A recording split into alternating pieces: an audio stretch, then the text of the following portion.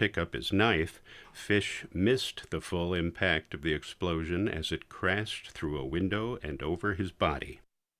He received enough of the blast, however, to knock him out for several minutes. The gas caused the man to choke after the manner of a person who is rescued from the water. Work in repairing the fan was started immediately, as the hardening room is vital to the general functioning of the entire shop.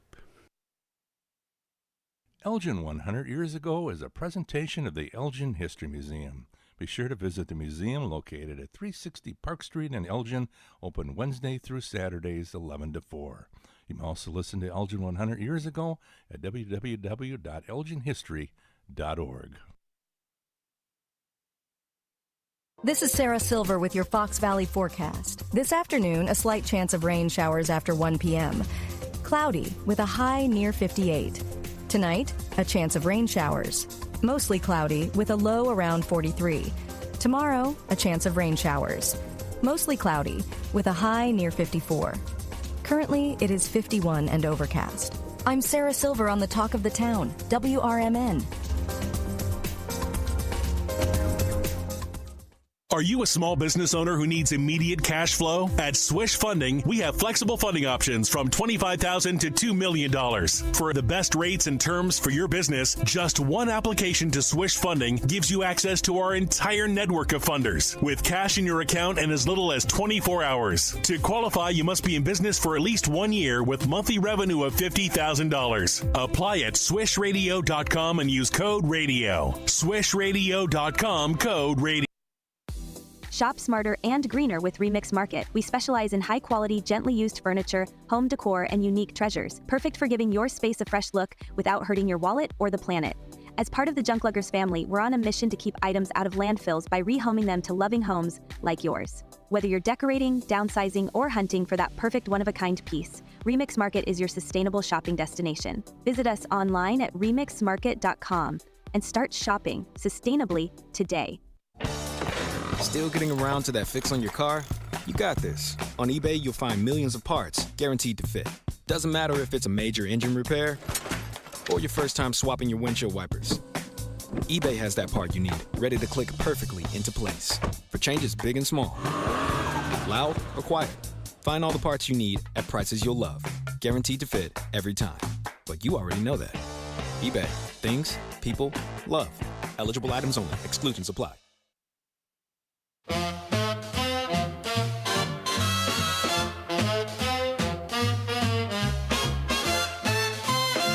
Dino's Night Out on WRMN. It's the talk of the town, so come on and listen now. It's Dino's Night Out on WRMN 1410.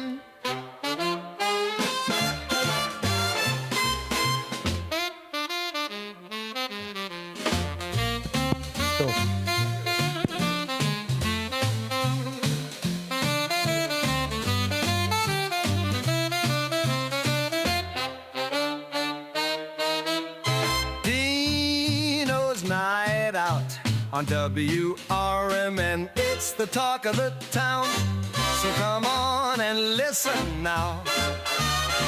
It's Dino's Night Out on WRMN 1410. Hey, and good afternoon, everybody.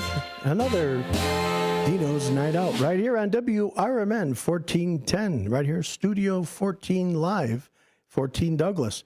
Got a great line of guests today. You're not going to believe it. I'm going to just tell you right away. A lot of times I say, I'm not going to tell you till we get going. But this guy here, not only a good friend, but he is just something. And once I say his name, you guys, oh, I know that guy. Neil Fiorito from WBBM is going to be joining us in just a little bit. Your mic is on, Neil. Hi. There you go. Thanks for having me, Dino. Oh, my God. You kidding me? We're so flattered to have you in the studio with us. This is just absolutely wonderful. Yeah. Thank you. You bring a lot to the industry. Thank you. But one of the things that we do, Neil, you're new to what we do around here, so I'll walk you through it. It'll be simple. You're a fast learner. Mm-hmm. Man, if I hear the way you talk on that, when you do Doing that the traffic. oh, my God. A lot of information to get out there at one time. Boom, boom, boom, boom, boom, boom, boom. Yeah. I don't know how people do it.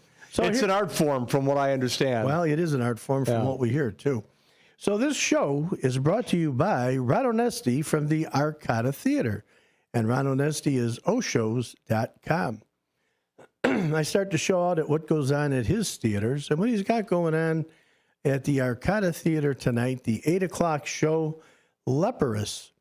And they're a Norwegian progressive metal band formed in 2001 by Einar Solberg and Tor Udmund. Nicely done. How'd you like that? I'm actually a metal fan, and I want to say that I've heard that band. They're actually pretty good for Yeah, I want to say I've listened to them, and the Arcata Theater is such a wonderful place. The acoustics there. Yeah. And what Ron, his brother, and the whole team has done. You know, Ron's another guy. I don't like to flatter ourselves over here at WRMN. Sure you do. Well, maybe a little bit. But why not? But we involve everybody here, is what we do. We try to make sure everybody is a part of the act, Neil. And I think it's important to do so. But what Ron does in such a smooth, elegant way, he's with all the Italian-American organizations. In fact, he just got the statue to be brought to one of the the one that was from Arrigo Park that they had originally taken down.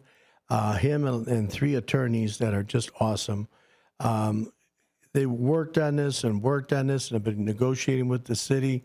So they're closer than they ever have been, and they're going to place those statues on permanent loan to the Joint Civic Committee of Italian Americans, which you being Fiorito's got to be a little bit of Italian in Yeah, I want to say that BBM did a story on that today, some type of story about Yesterday something coming back. I didn't want to go too much into it because I want to let all the networks get it out, and then we're going to get maybe Ron on next week, and he could talk about it in length, along with the attorneys. Very Great job cool. they did. But that's just some of the things. Ron runs his operation just family. We try to run the operation here like family. Yeah. We had to do a send-off for Mark Bialik, who was on for 8 years, right? 8 years at least. Yeah. Excuse me, but he's still part of the family. He's still going to stay with us. He's just going to do like a head clearing type of thing. Mm-hmm. And until such time, Mark's still with us. Yeah. So that's how we do things over here. And I watch Ron the way he does his stuff, and that's what he does. Awesome. Everybody's part of the act, and everybody's family. Yep. And It's a good feeling. You know what? And I think that's important to run an operation that way. Yep.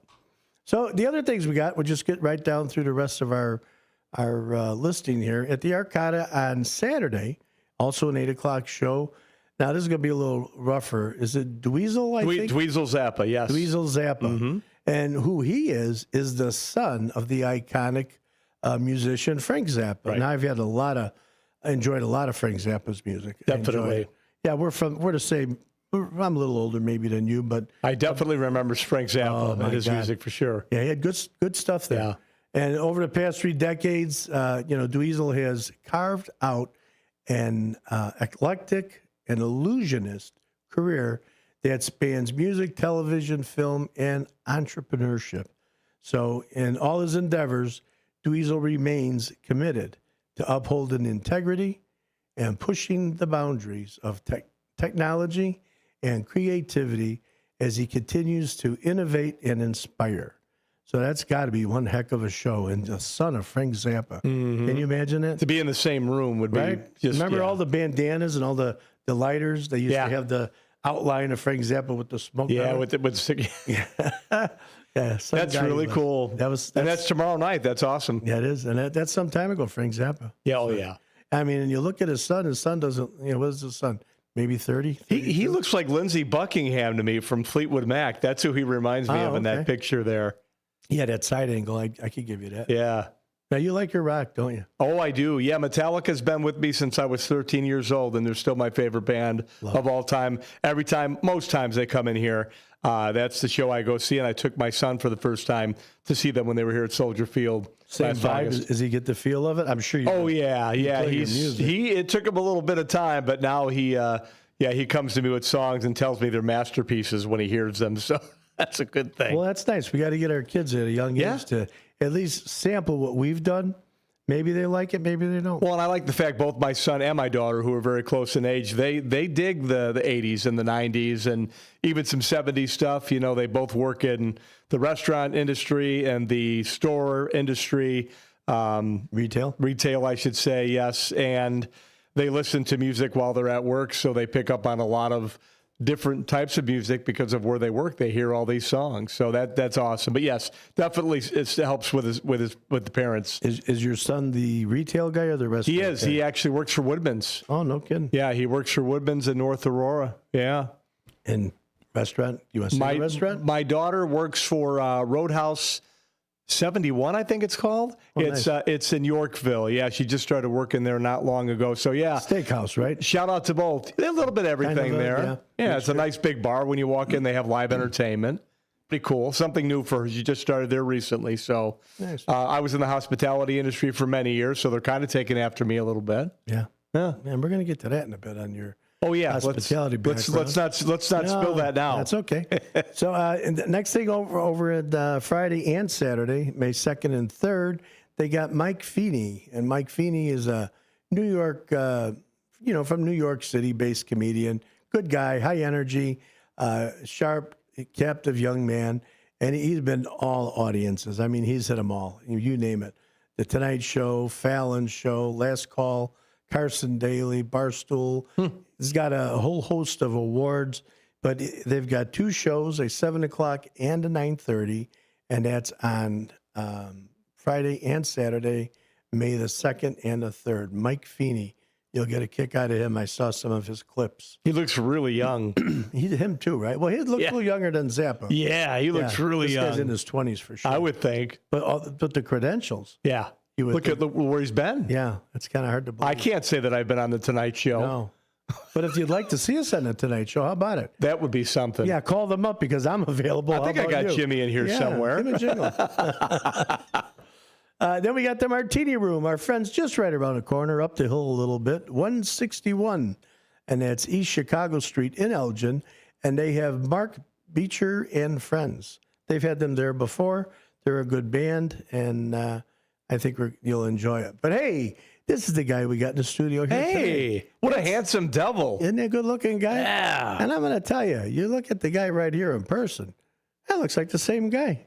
Yeah, but I think even more handsome in person, if I must say so myself. Too. Yeah, right. I kind of think so. And my Jim McMahon sweatshirt. I mean, that kind of brings everything out, you know. That makes the whole thing. That's the punky QB right there. You know, you brought your BBM hat along with us. Is that a new style or what's going on? Yeah, this is actually. We just recently got these hats in along with some polos, which I thought about wearing today, and then I thought about something else. And I saw this. I saw the Jim McMahon jersey, and I thought, I think that's going to be very fitting because I think a lot of Bears fans, especially who lived during that big Super Bowl in 85, 86, would remember Jim McMahon and really like Jim McMahon. And I miss players like that on the Bears. And he was pretty vocal. He was a good quarterback. Good leader. Maybe not the best quarterback ever, but a winner. He was pretty good, though. A winner. But a better, yeah.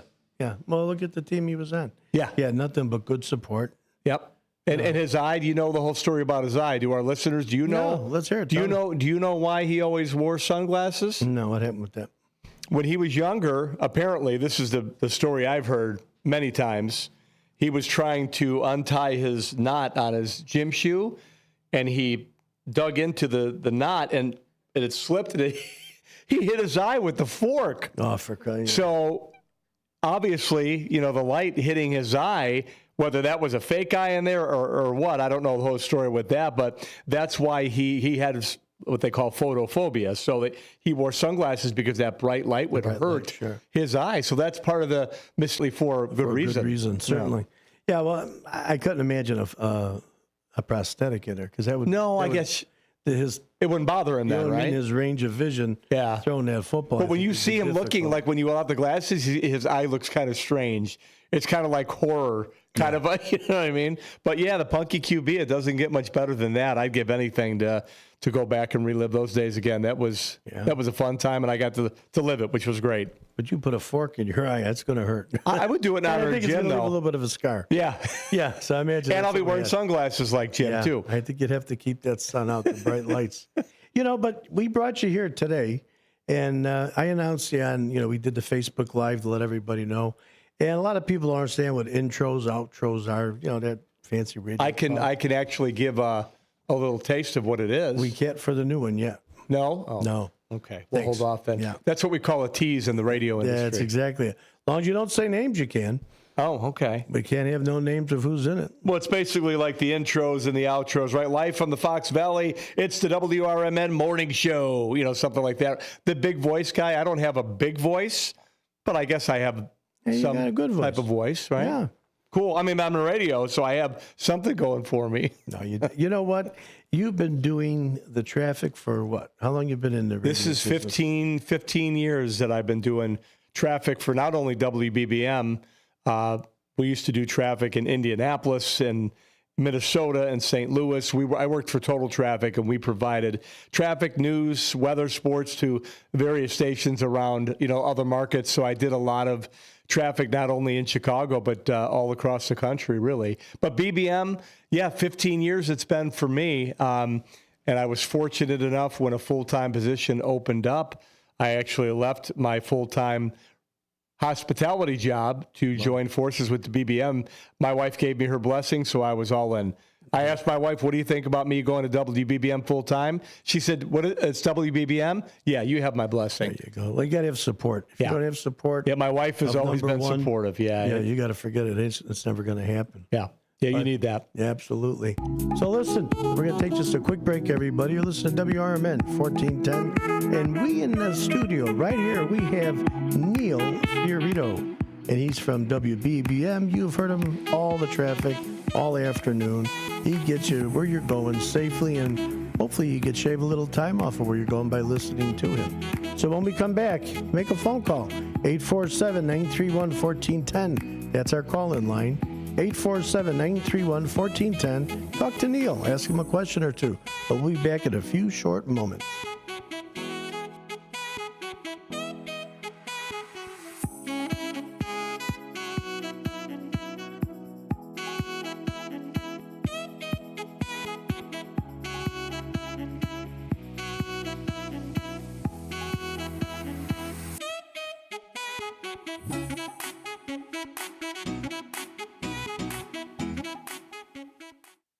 Are you suffering with anxiety, depression, PTSD, an eating disorder, or even a substance abuse problem? If it's causing problems at work or with your family, get help now at Insight Mental Health and Wellness.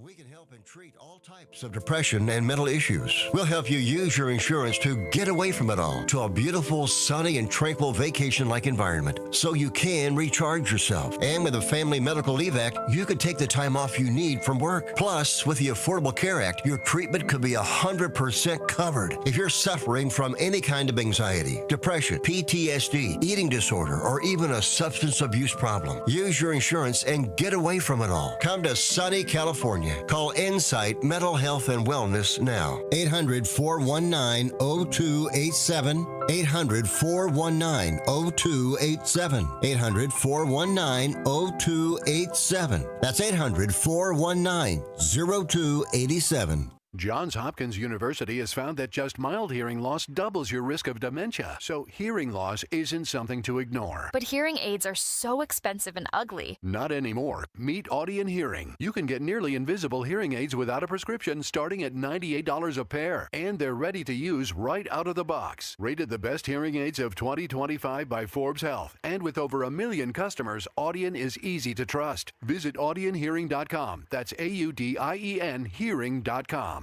Chicago defense attorney Mark Schieblo has co-authored the book titled DUI Jury Trial, which is a true story of a DUI case that he defended. The accused was an Illinois truck driver arrested for driving under the influence of alcohol. This book contains facts about the case from the date of the arrest up to the jury's verdict, and this nonfiction novel also includes the transcripts from the jury trial itself. The book DUI Jury Trial is now available on Amazon.com and BarnesandNoble.com. You said you'd never buy your kid candy from the checkout aisle.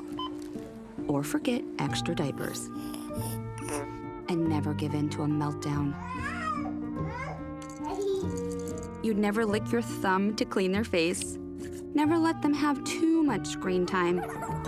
And never bribe them for just one more bite. You say you'd never let them out in public without their hair brushed. Never, ever become a minivan mom. And you'd never give them your phone for a quiet dinner. Calling boss work phone. So when you say you'd never leave your child in a hot car, no, it can happen. Cars get hot fast, and kids can be at risk in temperatures as low as 60 degrees Fahrenheit. Never happens. Before you leave the car, always stop, look, lock. Brought to you by NHTSA and the Ad Council.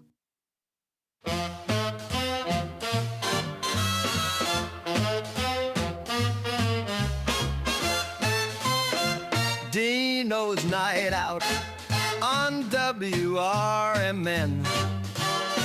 It's the talk of the town, so come on and listen now.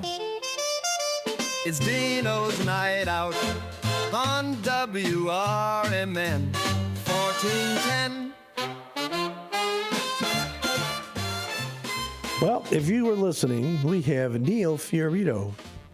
I think I spelled it wrong. There's two T's in there, isn't there? There's only one. Oh, I did do it right. Fiorito. Oh, my God, I did that right. After I typed it, I says, geez, I think I spelled that wrong. That's okay. It's not an easy name, that's for sure. No, it's not. But I tell you, we have Neil in the studio. I wish I had an opening like that for traffic. Isn't that nice? Yeah, your opening is fantastic. I'd love to do it. You can put me, I'd be happy to do. You don't have no time to have anybody do it. We have that little, when it's going into traffic, the little sounder behind us, but I'd like to have like a theme song. And it would be cool, wouldn't it? I was lucky. Michael Patty made that for me. What a talent. Really good job. This room here, I'm telling you, this building, the people that we have, everyone around here, yourself included, we have nothing but talent here. We'll talk in a little while. You're also instructor at the Illinois Media School in Rosemont and Chicago, right? Mm-hmm. And they've asked me to help out, be on their board. And at the last meeting yesterday, I couldn't make just because my legs bad shape. Yeah. But I've been going and being a part of it. And I'm telling you, one of the things we're doing here at RMN is we're trying to bring the youth in. We're trying to get them in young. We're going to bring them from media schools as well. There's a WEPS. It's a U46. That's a high school over here. Mm-hmm. And they also work with the college and, in Elgin as well. They have their own little radio thing going on. Oh, that's cool. Oh, yeah. Start them young, Dino, right? And we'll get them in here. Let them cut their teeth here. Why not? Why not? Look, we're community broadcasters, and you and I talked about that. We've made that transition. We want to be able to let everybody know in the Fox River Valley, hey, this is what's going on, everybody, and this is what you need to know about Burlington, or this is what's going on in Gilbert's, Hampshire, you name it. Yep. We're here. Right. Huntley, all the way down, St. Charles, where everybody's at. This is your station. This is right. Yeah. Now, Elgin is our hometown. We love Elgin, and we're going to explain to everybody what's going on. And that's our model. That's what we're trying to do. We've been getting some great response by way of advertisers. We have a guy that's now going to be doing the morning show. He's our, let me see if I get this over. I'm getting pretty good on this multitasking. So we got James Vaselli, Jim or Jimmy. You can call him depending on how you know him. I know him as Jim Vaselli, a very good attorney. And it's James at jmvchicagolaw.com if you want to reach him. And he is now the sponsor of the WRMN Morning Show. That's a big deal. And it's a bigger deal that you were the voice of our WRMN Morning Show. And it's a pleasure. I'm very happy to, when Sonar asked me to do that for you guys, I was tickled. I was really excited about it. Really. That's cool. The amount of people that have reached out to us and said, who's that voice? Or what did you guys do? Where'd you have this done? I said, well, what do you think? There's a lot of talent around here. Then when Sonar said that he actually, Tom Skilling, was with you guys. How'd you like that? Oh, my. I mean, I can't get enough of that guy. I can listen to him talk for days, weeks, months at a time. Sonar said something to me about, I texted him and said, wow, you got Skilling on. You guys are doing pretty well there. And he said, Yeah, and he actually knew your voice. He knew that was a Chicago radio voice. Yeah. I almost passed out. I thought, Tom Skilling knows my voice? Come on. He must listen to BBM, right? You're in the Chicago area. Well, yeah. I mean, this is what I was going to transition to. You're in the industry of the Chicago area for 15 years. Everybody has to know you. Elliot, he does with that WCPT, I think it is. 820, yes. 820 AM. You know, in a lot of other stations, they get all don't be saying other radio stations. Right. Why not? Right. You know how many, there's so much out there. And if ours isn't your appetite, go to one of our friends. Yeah. I want him to listen to BBM. Yeah. We have friends over at WGGN. Yeah. WGGN. Yeah. WGN. And GGN. They're all right, too. The radio. But the, GM, we have some great friends there. Jeff Hoover's been just a gentleman. Wonderful. I have not met him yet, but I really want to meet him at some time. I'm trying to get him to come on to our show. I would definitely come to be a part of it, or just watch. Is he amazing? He's great. That comedic mind he has, and it's he's just good. boom, boom. Him and Mike Toomey together are Toomey dynamite. is another gentleman. I mean, when they do Eddie and Jobo, it doesn't get any better than that for me. Highlight of my life, and I'm up there. Jeff took me for a tour of WGN, and how cool is that? You got to meet all the folks? Each and every one. One was nicer than the other. I'm jealous. Here's the bottom of the hour break time, so we're going to be off to thing in about another 20 seconds. But he took me around, showed me where Bozo used to be, met all the morning crew. I mean, one couldn't be nicer than the other. That's awesome. They are as genuine on as off. That's awesome. We're going to be back in a minute with Neil Fiorito from WBBM right here on WRMN 1410.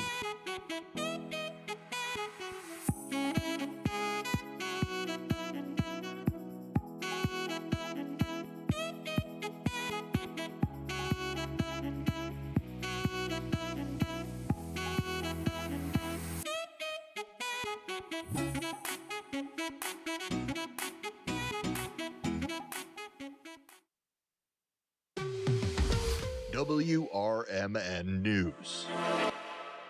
Hello, I'm Dennis Green. Fox River Grove's historic Bettendorf Castle has canceled all upcoming events after the village revoked its special use permit. The decision follows a zoning dispute between the castle's owners and the village board, which voted to rescind the permit, effectively halting public gatherings at the venue. The castle, known for hosting weddings, tours, and community events, have become popular attraction in the area. The owners expressed disappointment, noting the economic and cultural loss to the community.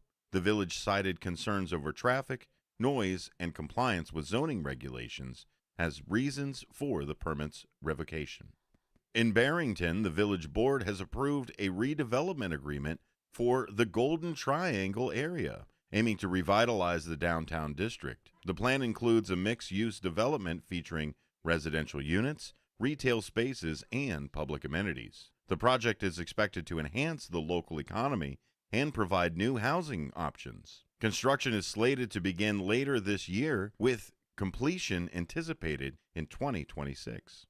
Also in Barrington, the village board has adopted a new local grocery tax to replace the state-collected version that will soon be eliminated. The move ensures continuing funding for municipal services that were previously supported by the state tax. Residents can expect the new tax to take effect in the upcoming months. For WRMN News, I'm Dennis Green. Thank you, Marky B, for 9 great years here at WRMN.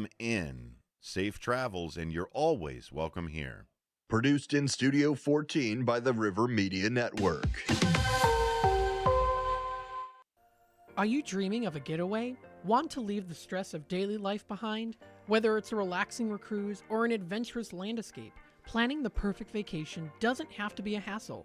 At Cruises International, they specialize in vacation destinations, land and sea, making your dreams come true. Located at 1721 Moon Lake Boulevard in Hoffman Estates, Cruises International isn't just about booking travel. They're your personal concierge, trusted travel advisor, and advocate. Your preferences are unique, and they'll take the time to understand exactly what you're looking for. From personalized service to their global network of specialists, they ensure that your vacation is tailor-made just for you. It's time to plan the vacation of a lifetime. Call 800-255-7447. That's 255-7447 today and speak to a cruise and vacation expert. Cruises International. It's time to set sail to your dream destination.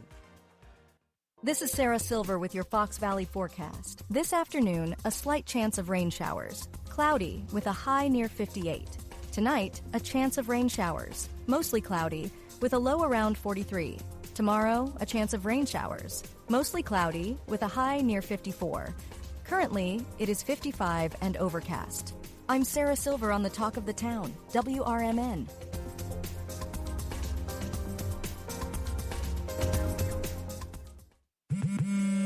At Straight Talk, we are all about no-brainers. Calling Grandma for her recipe, no-brainer. Streaming one more episode at 2 a.m., big no-brainer. Getting real unlimited data where you buy bananas, the ultimate no-brainer. Switch now and get a free Samsung Galaxy A16 5G or Moto G Power 5G 2024 with select plans. Straight Talk, real unlimited data. Available at Walmart and straighttalk.com. Offer valid through 5/19/25. Taxes and fees apply. Requires in-store single line activation on qualifying plan. For network management practices, visit straighttalk.com/terms. Copyright 2025 Verizon.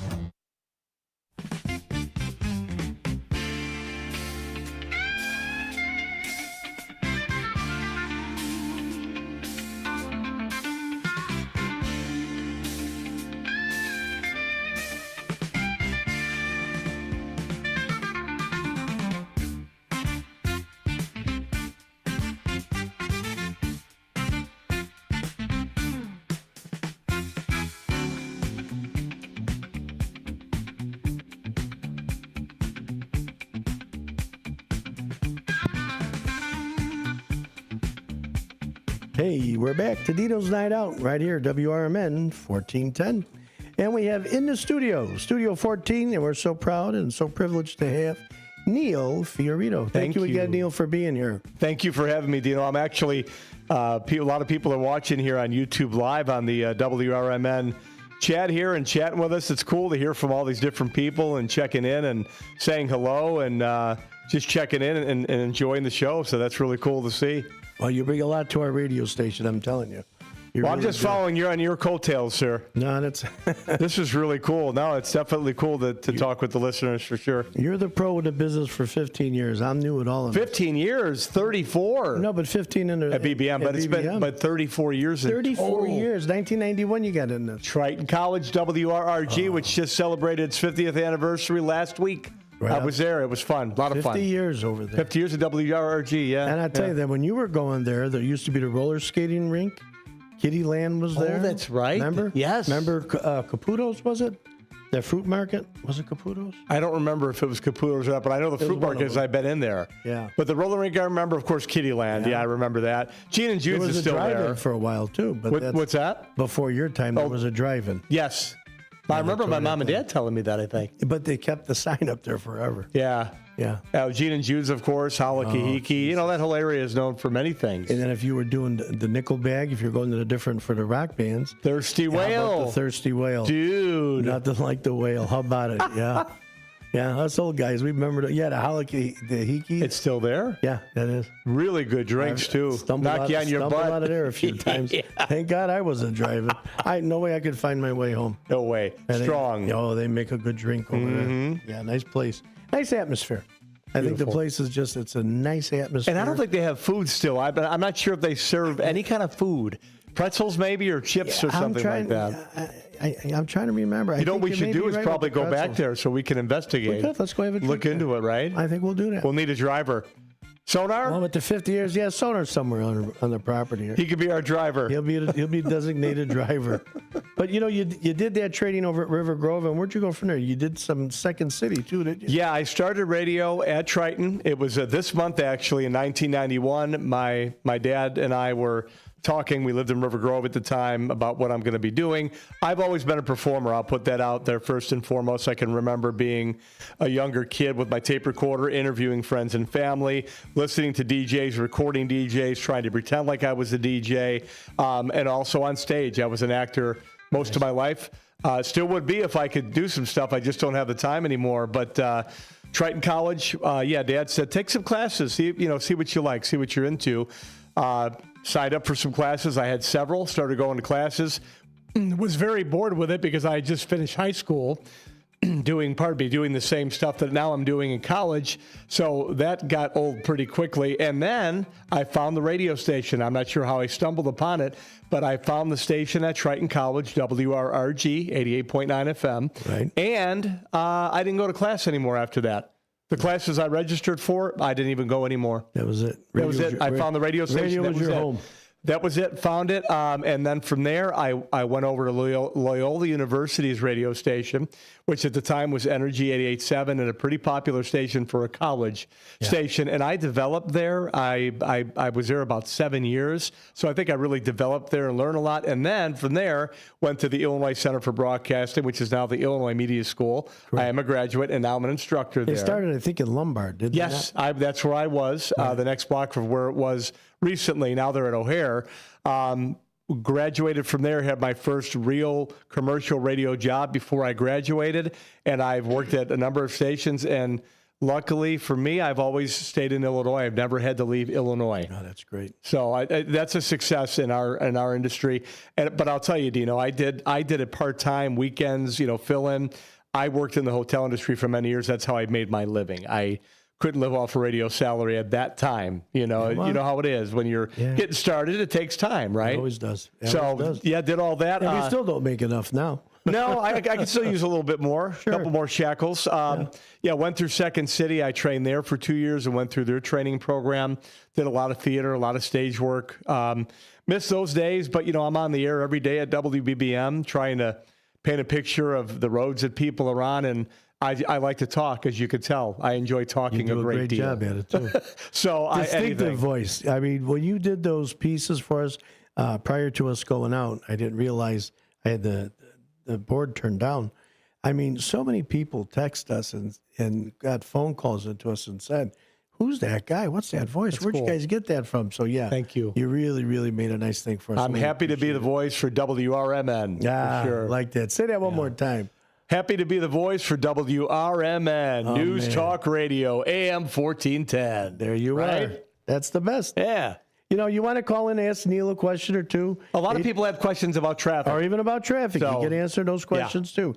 847-931-1410. 847-931-1410. Make a phone call. I do want to ask you one thing. I had noticed, like, early on listening to traffic, and you hone into whatever street you go on. But I noticed early on, whether it was BBM, and you're 105.9 as well. You're not only on the AM dial. 780 AM, 105.9 FM, right? Correct. And I always listen to 105.9. Comes in better about the static. Yeah. And that's why a lot of people listen to us on the stick or the blowtorch or whatever you want to call it, which is 1410. But we have an app, easy to find on an Apple phone. A little rougher on the Androids, but we do it that way, and we also have the YouTube, which we're broadcasting live today, and that's youtube.com/@WRMN Radio. But the point I'm making is, I would listen to the traffic, and it seemed like no matter what channel, what station it was, they'd start on the Edens, and they'd go to 90. There's a method to that. What is that? I can explain. That's what I want to hear. Those of you watching, those of you at home, if you can find your Google Maps page and hone in on that for a moment, if you listen to us at WBBM Radio, everything is in order. So we may open up with a big crash on I-80, maybe blocking all lanes in Morris. That's kind of a big deal. That's kind of a top story, breaking news kind of thing. Once we get through with the top stories going on, the big stories, then we start in order. We go counterclockwise. If you look at the Google map, you'll see the Edens first, which is 94 coming from the north suburbs. Then you have the Kennedy, which is 90. You have the Eisenhower. You have the Stevenson. You have the Dan Ryan, 57, the Ford, Lakeshore Drive, and then the tollway. So everything is counterclockwise in order. So our listeners have trained their ears, including me over the years. When we go to the Edens, I know that I take the Eisenhower to and from when Bo Duran's our morning anchor, when Bo was reading the Edens, the Kennedy. Now my ears are perking up because I want to know what it is on the Eisenhower coming into to downtown. What should I know? What should I avoid if I have to avoid it? I'm a traffic guy. I can't be late for work. Right? Traffic people can't be late. That would be embarrassing. Yeah, there's no excuse for a traffic person to be late. So everything is in order. So there's a reason. There's a method to it. We pride ourselves at WBBM Radio. No one else does this in the city. We go in order and we name every roadway. Sometimes it's hard because everything's out of clock at WBBM, right? Sure. Sports is 16 and 46. Business at 23 and 53. Traffic and weather together on the 8s every 10 minutes. So we're on a really tight clock. So there are times when I can't mention every road. Then I'll kind of try to sum it up like, across the tollways, nothing much happening in the way of crashes. Northwest Indiana, slight delays on 80-94. So you improv that. You don't in between. Well, I look at the clock as I'm going through and I know, okay, Neil, you got to get out. Okay. You got to go because they have to hit their stories. Everything's out of clock and everything's timed the way it's supposed to be. So if you do get a bad accident that you have to explain, hey, everybody stay away from the 290. We got emergency. I'll open up all with over. that. Right. That's what I'll start And that took up some of your time. Yes. And then you have to go down your list. You're looking at your clock. You're saying, well, we're going to How summarize. do I sum this up? Yeah, we're going to, as long as there's nothing serious going on everywhere else. Yeah. And, times of day, traffic is typically about the same. Yeah. Unless there's some For the most part. type of an accident. Which is always now. Or road, yeah. And people are like, Neil, why is that? Why are there so many more vehicles on the road? Well, obviously population increases all the time. But you have to remember, too, there are a lot of people, their job is to drive Uber and Lyft and all these other ride-sharing services. Now they're on the road with you. That's their job. Yes. You have tons of, delivery drivers now that deliver stuff in their they're own counting car. on you for what road is open and what road isn't. Right. Yeah. And you would think there would be less people on the road. Yeah. But, of course, they're not double sharing on the Ubers and what have you. I thought maybe by putting them out, if they would, put 2 or 3 people in the car. Not as much. There's a lot of people. I drove Uber for a little while. There's a lot of people who don't like that. They don't like to share, right? They want to be by themselves. Sure. They want their time. And they want to hear me talk to them. No, that's not true either. No, it's cool because we, BBM does pride themselves. We pride ourselves on making sure we mention every road. Even if the road's okay, we really want to tell you that your road is okay to put your mind at ease. Yeah, that's great. Now, with your educational background, we touched on very briefly. But not too briefly. I mean, you mean the classes I never went to at Triton ever again? Yeah, there you go. All of those. But even with the Second City, with the training from Triton, which was great. Yeah. I mean, but now you're turning that around again, and with the Illinois Media School, you're doing a lot with the young kids. Yes. They're not even young kids sometimes. No, right? Some of the students are older than I am. Yeah, when you say students, the first thing to mind is. And when you get older, you think kid, right? These young kids, you know what I mean? And most are kids in comparison to my age. Yeah. But still, you're sharing your craft, and that's commendable. It's fun to give back, especially to a school that I graduated from. And when I tell the students that, they're cool. They're happy to hear that. Like, hey, you're looking at an alum too. I graduated from the program in 1996 when it was the Illinois Center for Broadcasting. So I know what you're going through, right? I go in there at least once a week if I can, and once every other week. I schedule shows with our students in advance, and I tell them, you pick the format. Do you want to do a talk show? We'll do a talk show. Do you want to do music where we're just talking about songs and artists and things like? You pick the poison, and we'll do it together, just so they can get an idea of how an hour of a radio show goes. Sometimes we go 2 hours, but it gives them an idea of how it works, and it gives them some demo material. And they learn from someone that's had some experience with it. And you work with Dennis. It's no secret. Dennis Sonar, yeah, he's wonderful. He actually shows me a lot. Sonar shows me a lot. I mean, I have a lot of experience in radio, but I'm not the most techie guy in the world. So that's where he comes in and he helps out. You saw him in here. I was having trouble with the one portion. Over my shoulder. I'm glad you didn't ask me. I mean, but he's over my shoulder. 1, 2, 3. Not like get up, let me take care of it. Right. He comes in here. They're amazing what they know. Yeah. And if you want to bring in your director over there at Illinois, the campus director. Yeah, Ruth Clayman. Ruth is a wonderful lady. Yes, she is. I met with her on. You should interview her sometime. Yeah, well, we want to get her. Honestly, and that maybe we could get some more students to the school too. Well, we'd like to do is. You're doing like dry runs with these students, I would assume. Yes. I don't know if they're on the air or not. Our evenings, we'd love to give them the opportunity. And you know what?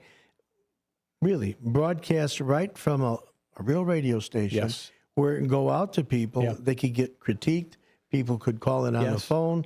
Hey, you sound too weak. You sound too strong. Yeah. I mean, what would be wrong with that? I think that's awesome. I mean, it's educational. Well, you have one of our students doing a morning show here on Saturday, Derek, right? Well, Derek, the does sports guy? Yeah, on the rise. Yeah, which is cool. With Michael Napolitano. That's right, Michael, too. Both That's of them right. together. Yeah. And then Marcus Mack. I don't think I met Marcus yet. Oh, okay. Great guy. I know of him for sure. And everybody knows I'm not a sports guy, but I started listening to their show, and I like Derek because he's animated and loud. Yeah, and, he's fun. In the morning, getting your blood pumping, which is cool. Yeah. But they have such knowledge, and they break it down so nicely. Like I was starting to tell you about Caitlin Sharkey from WGN. Yeah, she's great. What a classy woman she is. And she knows sports. She knows her stuff. Does she know her stuff? I don't know if she was a basketball player or volleyball player, but the picture you showed me of you and her, she's like, whoa. Yeah. It's like, Dean's like, hey, how's it going, Caitlin, right? God, yeah, she's wonderful. She's good. And she said she'd come on anytime. That's awesome. Just drop her a note. Yeah. And that's what I mean. Working with everybody, WCPT, we got, Elliot. Yes. Or Amelia. Emilio, as I called him earlier, he's like, no, I'm Elliot. But, we work with the different radio stations. I don't think that we have to, hey, this is WRMN. We are in the 6th largest city in the state of Illinois, and WRMN has been here for 75 years. Yes. We are very proud of that. Are we WBBM? Are we WGN? No, right. We're not. Right. We know who we are. But to have you come on here and explain your craft and willingness to work with us, we really appreciate that. Well, I appreciate being here. That sincerely. I appreciate being here because I'm a listener. I listen, of course, to WBBM. That's my station. I listen to them a lot, but that's not the only station I listen to. So I've been listening to WRMN a lot on my drive in toward downtown in the morning to see what you guys are up to. And if you get Tom frickin' Skilling, right? Yeah. Thanks to Pat Tomasulo, or no, that was the bit with Pat Tomasulo. Yeah. To be a part of it and give back to the community. And honestly, if you start having people on from other stations and networks and that, we're all, like you said, we're all one big happy family, and that's only going to help your station grow. The mayor from Hampshire, Susie C., our new morning host. Everybody knows Susie C., right? Right? And all of a sudden, and, Mayor Reed was able to get that together because he had a little bit to do with radio stations as well. Mm-hmm. And I think WGN, to be honest. But when he was able to say, hey, look, we can get Tom Skilling on the radio, we were like, who? That was huge. You got to be kidding me. Because I love weather more than anything. I've always liked weather. And, I was a 911 coordinator. I was a policeman, fireman, been in through it all. And we thank you for your service too, Dino. It's not like that, but it was great to serve. It was a privilege to serve. So it's not like that at all. But, when that weather is so tricky and the stuff I learned from them, and even at Ivory's that's on there now, who took Tom's place. Yeah. What a sharp, Demetrius, we'll call him a sharp kid. Yeah. Grown man. Yeah. What a sharp individual. I mean, they know their stuff. Yeah. Every one of them. The morning. I mean, Conrad, you name it. One's better than the other.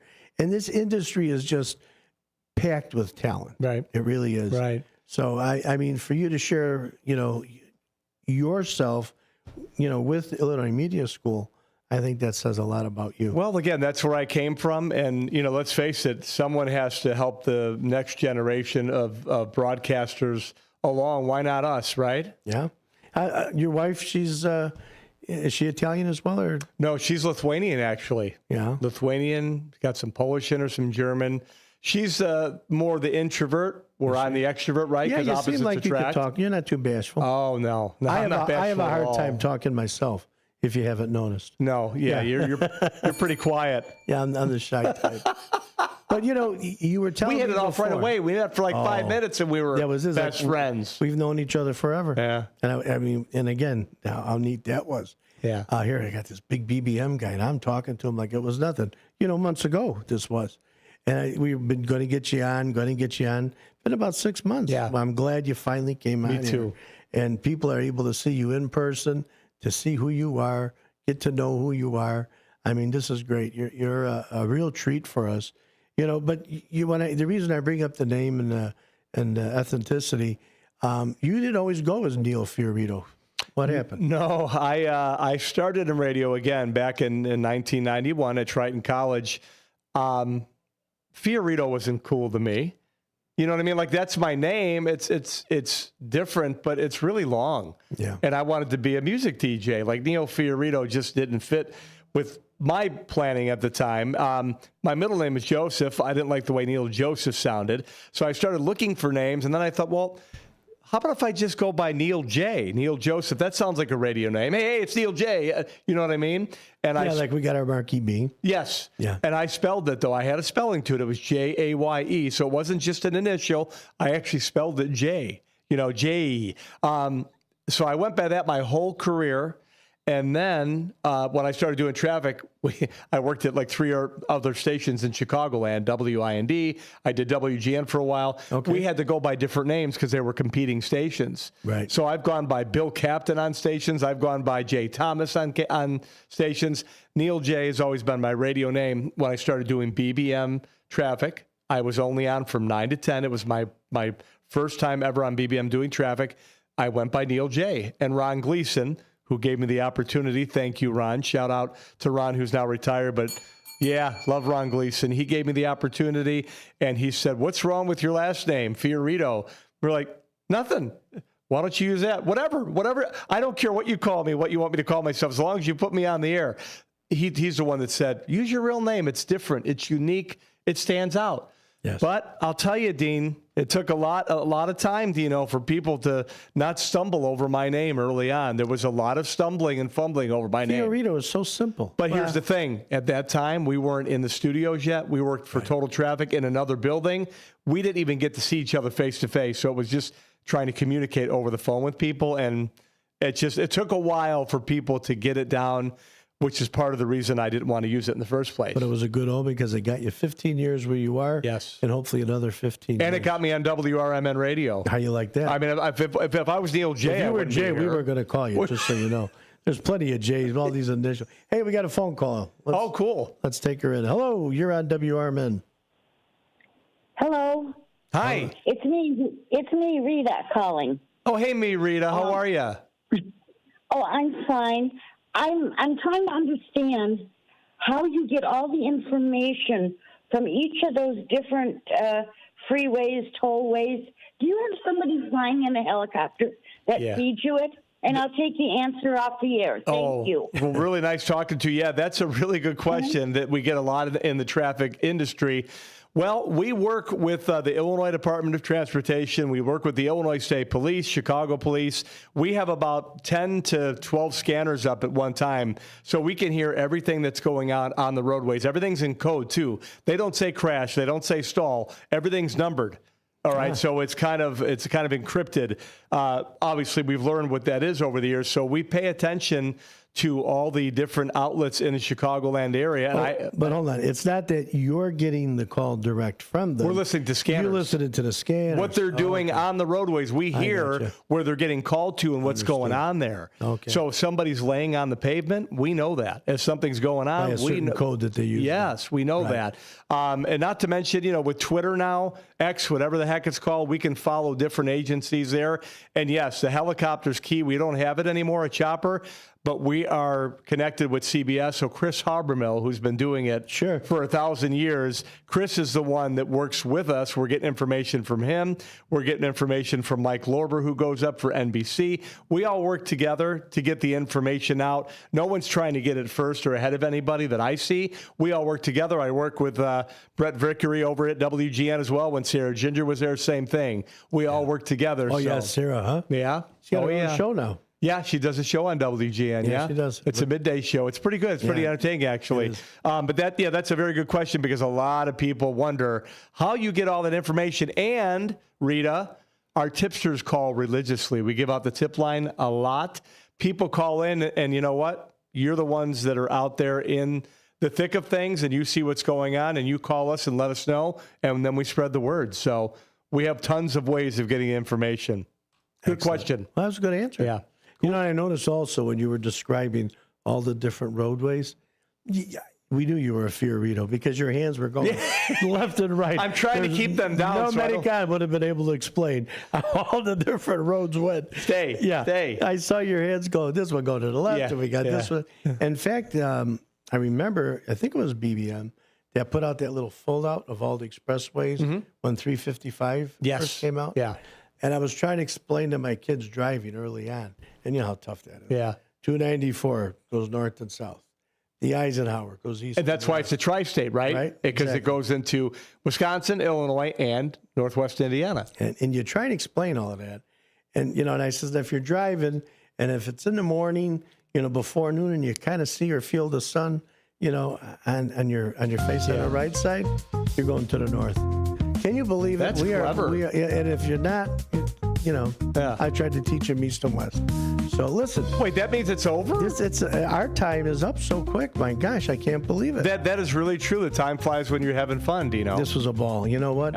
I can't thank you enough for being on here. Thank you. It's been an honor. Thank you. It's been an honor, and I'd like to do it again sometime. Please, anytime you want, you're welcome. You got to get Hoover in here, though. Yeah. You got to get Hoover in here. Yeah, we'll do it. Oh, yeah. Right. We're going to see what we can do. We can get Jeff in, get you in, get even Caitlin. Caitlin is just wonderful. I mean, you got enough microphones in here. You know, we have enough to go around. I think everybody will be fine. Listen, everybody, this has been Neil Fiorito. Neil Fiorito's been in our studio telling us all about what he does. And it's pretty interesting what he does. I hope you caught it all. If you didn't, play it back on the YouTube. We'll be back in just a little bit. You're listening to WRMN 1410, and that's right here. Beautiful AM station. Talk to you very soon. When your car is making a strange noise, very cool. No matter what it is, you can't just pretend it's not happening. That's an interesting sound. It's like your mental health.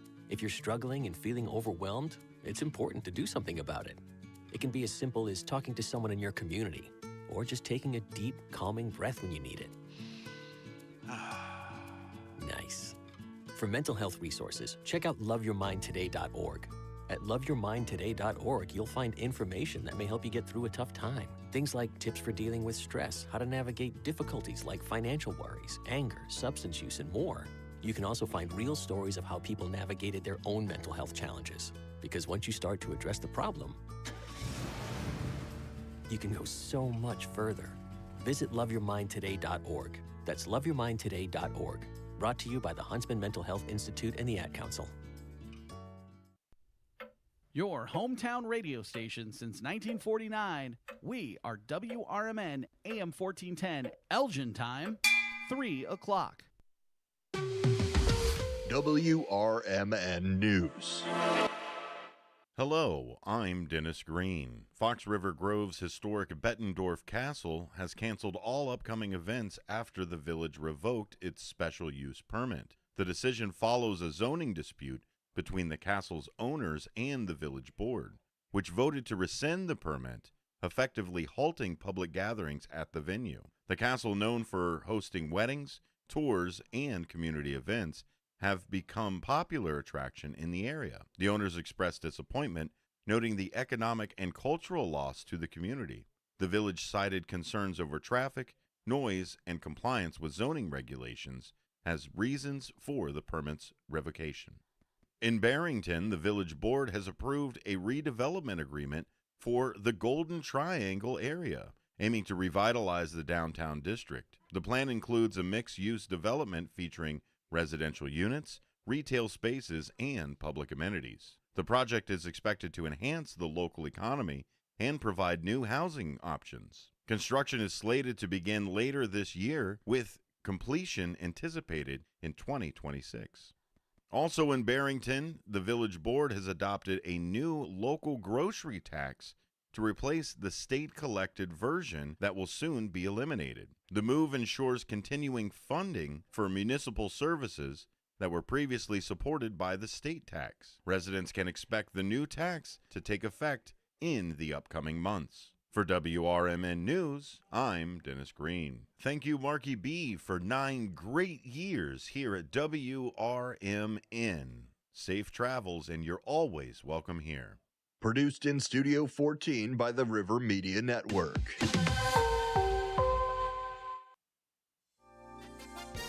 With your 1410 WRMN News Flash, I'm Sean Curdan. Brought to you by Cintas. Elgin's annual 4th of July parade is set a return for this year, beginning at 9 a.m. on the 4th of July at Douglas and Slade Avenues, winding through downtown before wrapping up at Douglas and Highland near City Hall.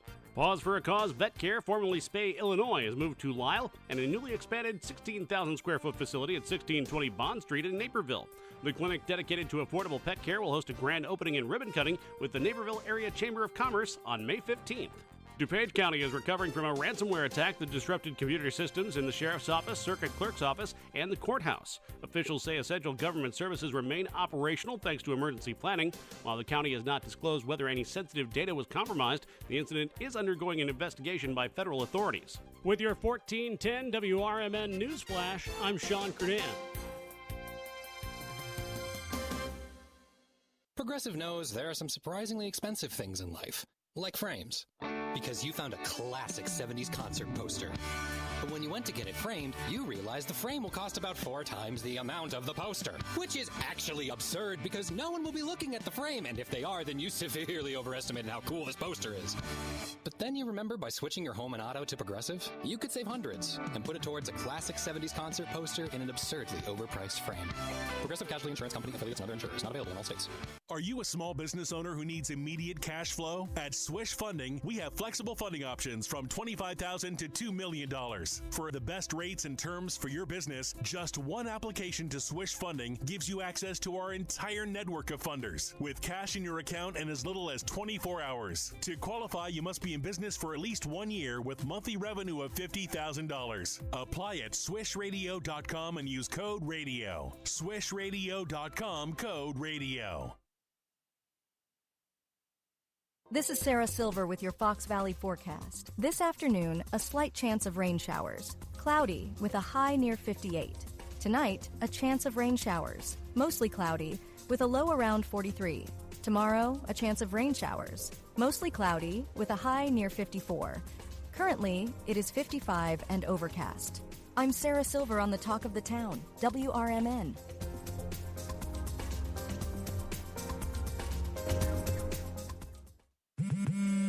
At Straight Talk, we are all about no-brainers. Calling Grandma for her recipe, no-brainer. Streaming one more episode at 2 a.m., big no-brainer. Getting real unlimited data where you buy bananas, the ultimate no-brainer. Switch now and get a free Samsung Galaxy A16 5G or Moto G Power 5G 2024 with select plans. Straight Talk, real unlimited data. Available at Walmart and straighttalk.com. Offer valid through 5/19/25. Taxes and fees apply. Requires in-store single line activation on qualifying plan. For network management practices, visit straighttalk.com/terms. Copyright 2025 Verizon. I know we're at an at-will state, but for making a comment, like, hey, your hair looks good. And then I got a call from HR saying, hey, you know what? You're under investigation. Do I have any recourse? Were you fired? No, not yet. The problem, Eddie, is they can fire you for any reason they want. They literally can wake up in the morning and say, you know what? I'm a little bored this morning. I'll tell you what I'm going to do. I'm going to fire Eddie for no reason. Yep, he can do that. That's California. HandleOnTheLaw.com. Here's the deal. We gotta set ourselves up. See, retirement is the long game. We gotta make moves and make them early. Set up goals. Don't worry about a setback. Just save up and stack up to reach them. Let's put ourselves in the right position. Pre-game to greater things. Start building your retirement plan at thisispretirement.org. Brought to you by AARP and the Ad Council.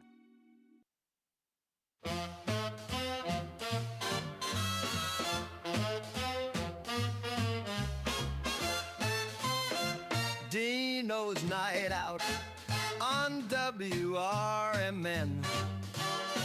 It's the talk of the town, so come on and listen now.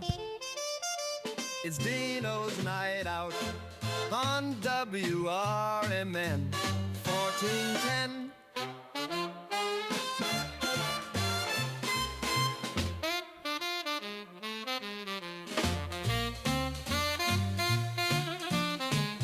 Hey, we are back. You're listening to Dino's Night Out. Boy, what a guest we just had. Neil Fiorito from WBBM.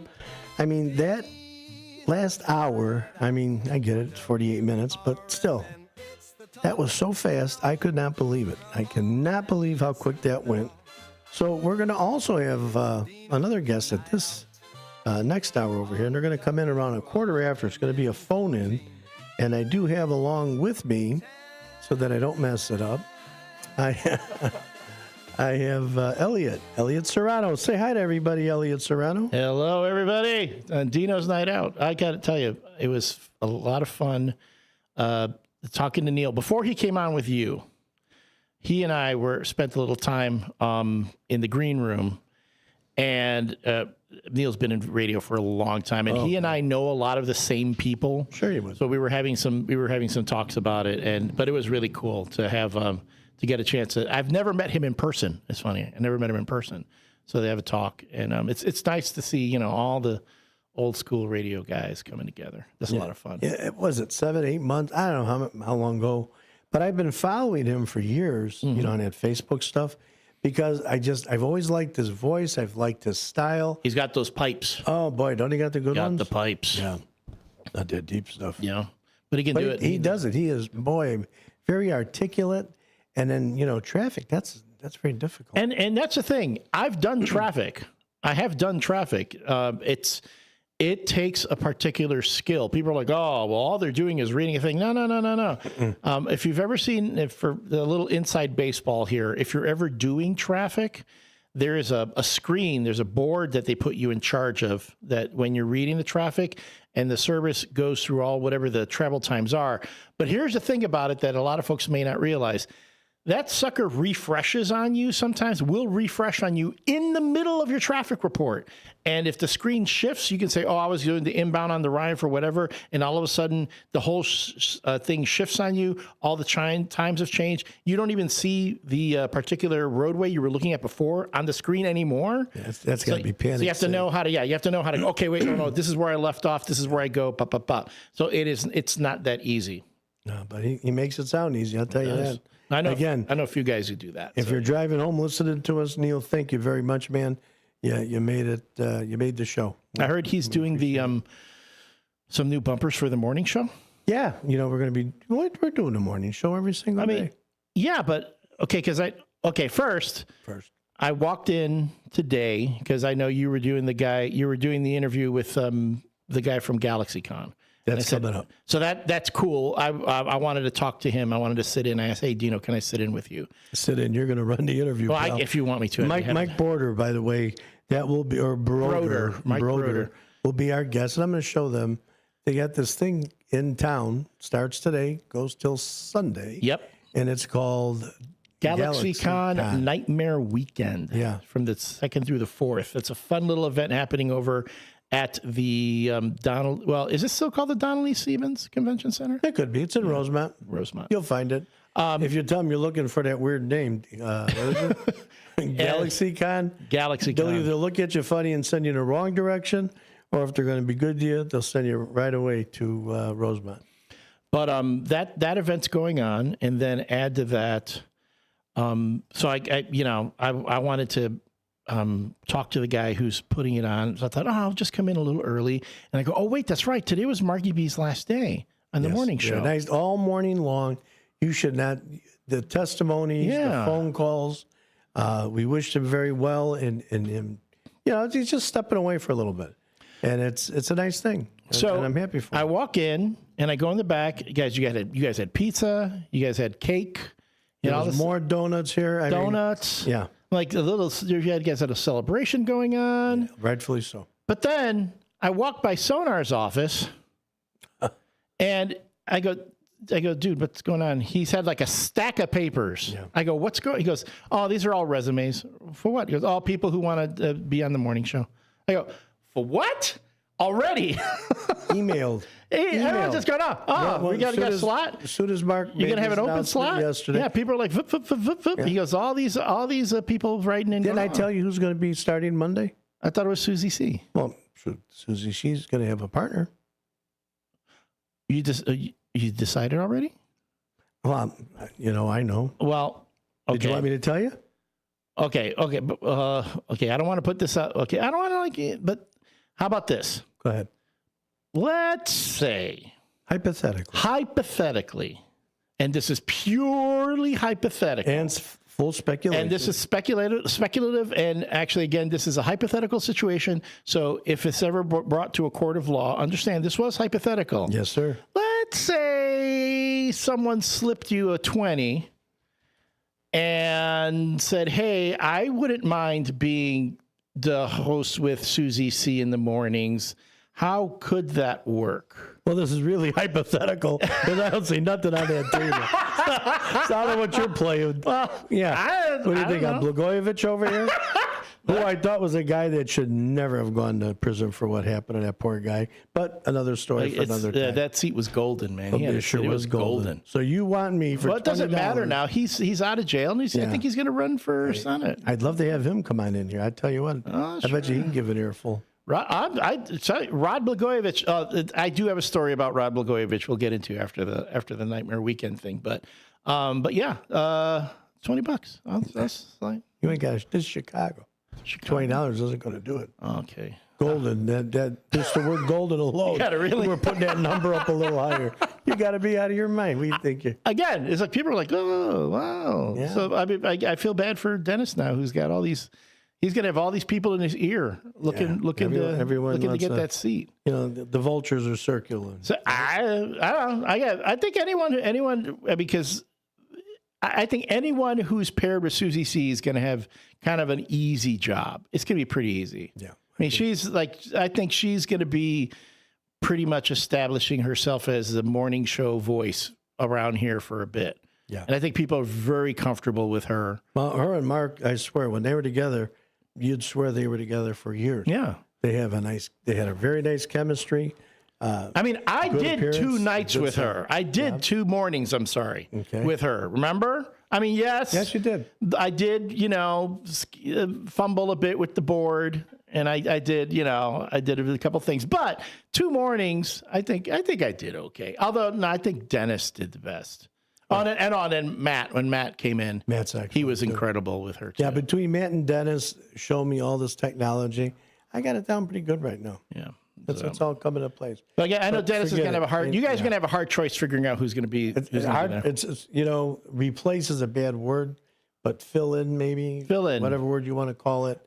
But to transition to another person, and I think what we're going to always try and do is always have like a third seat, lack of a better word. Yeah. So there'll always be like a dual host, co-host, or however you call it, and a producer and then somebody else just around, a third voice. Yeah. In one of the seats. We're lucky to have, Mayor Reed from Hampshire likes to come in. Yeah. Guy Zambetti has talked about coming in here. Maybe we can get him to sit in for a couple hours. Mary Kay, I'd love to have her in studio over here. So we've got some people to pick from. I mean, our mayor right here in the city of Elgin, Mayor Captain, he has his own show, but maybe he'd like to just sit in, one of the older people or anybody. Anyone's welcome. I think when you're a station that calls itself the voice of the Valley, it's incumbent that the Valley lend its voice. I mean, and we've never been shy. We've never had someone approach us and go, hey, I want to be on there. I want to talk about this. I don't think I can't remember if we've ever told anybody, no, you can't come on. No, we've had people come on. I'm going to have to cut you off midstream. We got Michael on the line. So hold on for just a minute. Hello, you're on WRMN. Would this be Mike Broder? It is. How are you? Hey, thanks for joining the show. How are you, sir? Good, sir. And how are you guys? We're doing great. Glad to have you on. This is really exciting. Because I don't know. When I heard that you were going to be on today, I asked Dino if I could sit in on the interview because of I am kind of I'm like the Ron Burgundy of geeks in Chicago. You might not know this, but I'm kind of a big deal. So I asked if I could be in on this. How are you doing? How have things been so far with GalaxyCon? Good. Funny enough, you said Chicago. I'm in Chicago right now because we have our horror show this weekend there, Nightmare Weekend. So we're over in Rosemont, and then next up is OKC. Awesome. Now, if I understand correctly, okay, you were you started off back in the 2006 with was it Florida SuperCon? Yeah, we had SuperCon from 06 to 2019, and then we rebranded as GalaxyCon.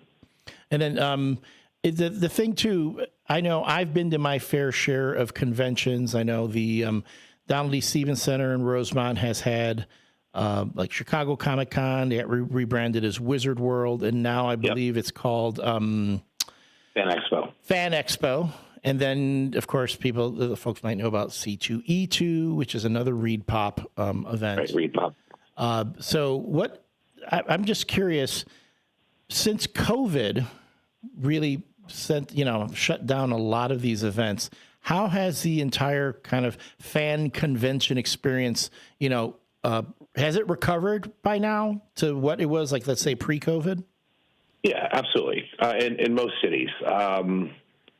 I think there's a couple of cities that in 90% of the country, we're back, everything's pre-COVID or more, right? Like it's not even a thing anymore. Clearly, when we came to Oklahoma City last year, we had a very successful first-year show.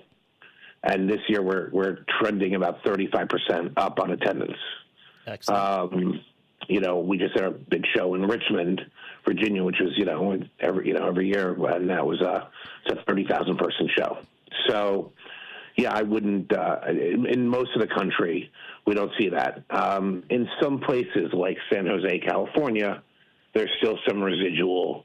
You can see some signs, but they're maybe a year or so behind some of the rest of the country on recovery. But they're getting there. I have to kind of like fill Dino in on this because he's not entirely familiar with what happens at an event like GalaxyCon. Like Dino, so if you go to an event like GalaxyCon, let's say we might call it a comic convention, you might call it a fan convention, things like that. What they do is these events put together. I call it. It's almost like a trade show for geeks and nerds who love certain things. So is it like what they do in San Diego Comic-Con? Yes. Oh, okay. But then I'm getting a better understanding. Kind of in a scale, like a small. San Diego Comic-Con is a monster of an event. Okay. And good luck getting to a ticket these days to that. You have to enter a lottery to get it. Yeah. I saw that in Big Bang Theory. You're right. Well, there we go. Yeah. So something like GalaxyCon, the reason I really like an event like GalaxyCon is because first, the scale. Also, you don't have to fly all the way to San Diego to attend it. I mean, if you're in Chicago, you only have you can take the train out to Rosemont to attend the convention. And it gives you all the different types of experiences there. So you might have a show floor with vendors and artists and the like. Then you'll have panels where people you'll have artist creators. And I know we have quite a few celebrities showing up for this convention, correct? Yeah, hang on one second. Let me. I got him right here, I think. I looked at Brendan Fraser. Brendan Fraser. Yeah, that's kind of. He's been. Oh, so for this show for Nightmare Weekend. Yeah. William Shatner's here. That's a get. William Shatner is a get. That one's huge. Yes. And you'd be like, well, why is he at a horror convention? Why is he at Nightmare Weekend? And it's the Twilight Zone episodes. He's been in a couple of horror movies. He's got it's more than just Star Trek, but also he's just any chance to get him to show up to something. He's a big guest. We have Cassandra Peterson, Elvira. She's awesome. Oh, yeah. Wow. Eli Roth, you might remember him as the Bear Jew in Inglourious Bastards, but he's a director, filmmaker, did a film called Thanksgiving. We have most of the cast that's coming with him. Hostel, too, right? That was his? Yep. What We Do in the Shadows, Kayvon Novak and Harvey Gillen, two of the leads. I don't know if you ever watch the History Channel, the Aliens guy, Giorgio. Yeah. Is it Aliens? The guy with the hair. Yeah. Yeah, the guy with the hair. It was Aliens. Yeah, okay. Aliens. James Marsters from Buffy the Vampire Slayer. Spike. Yep. So can I ask if I had a stack of, which I do, the old-time horror comic books, is that something, this is the place like people would be interested in them? Yeah, if you were a vendor, possibly. Yeah. If you wanted to be there. Or is this more new stuff? Is this more? Depend. It's old and new. Oh, okay. I mean, Quinn Howard is the old Quinn Howard's coming. Butch Patrick is coming. Barry Bostwick is coming. We got a lot of older, and then we have a lot of newer. If I went to GalaxyCon and I saw Barry Bostwick, I don't know if I'd want to bring him a Megaforce poster to sign or my Spin City DVDs. What about Rocky Horror? Oh, Rocky! That's right. That's right. He was rocking Rocky Horror. Oh, Brad.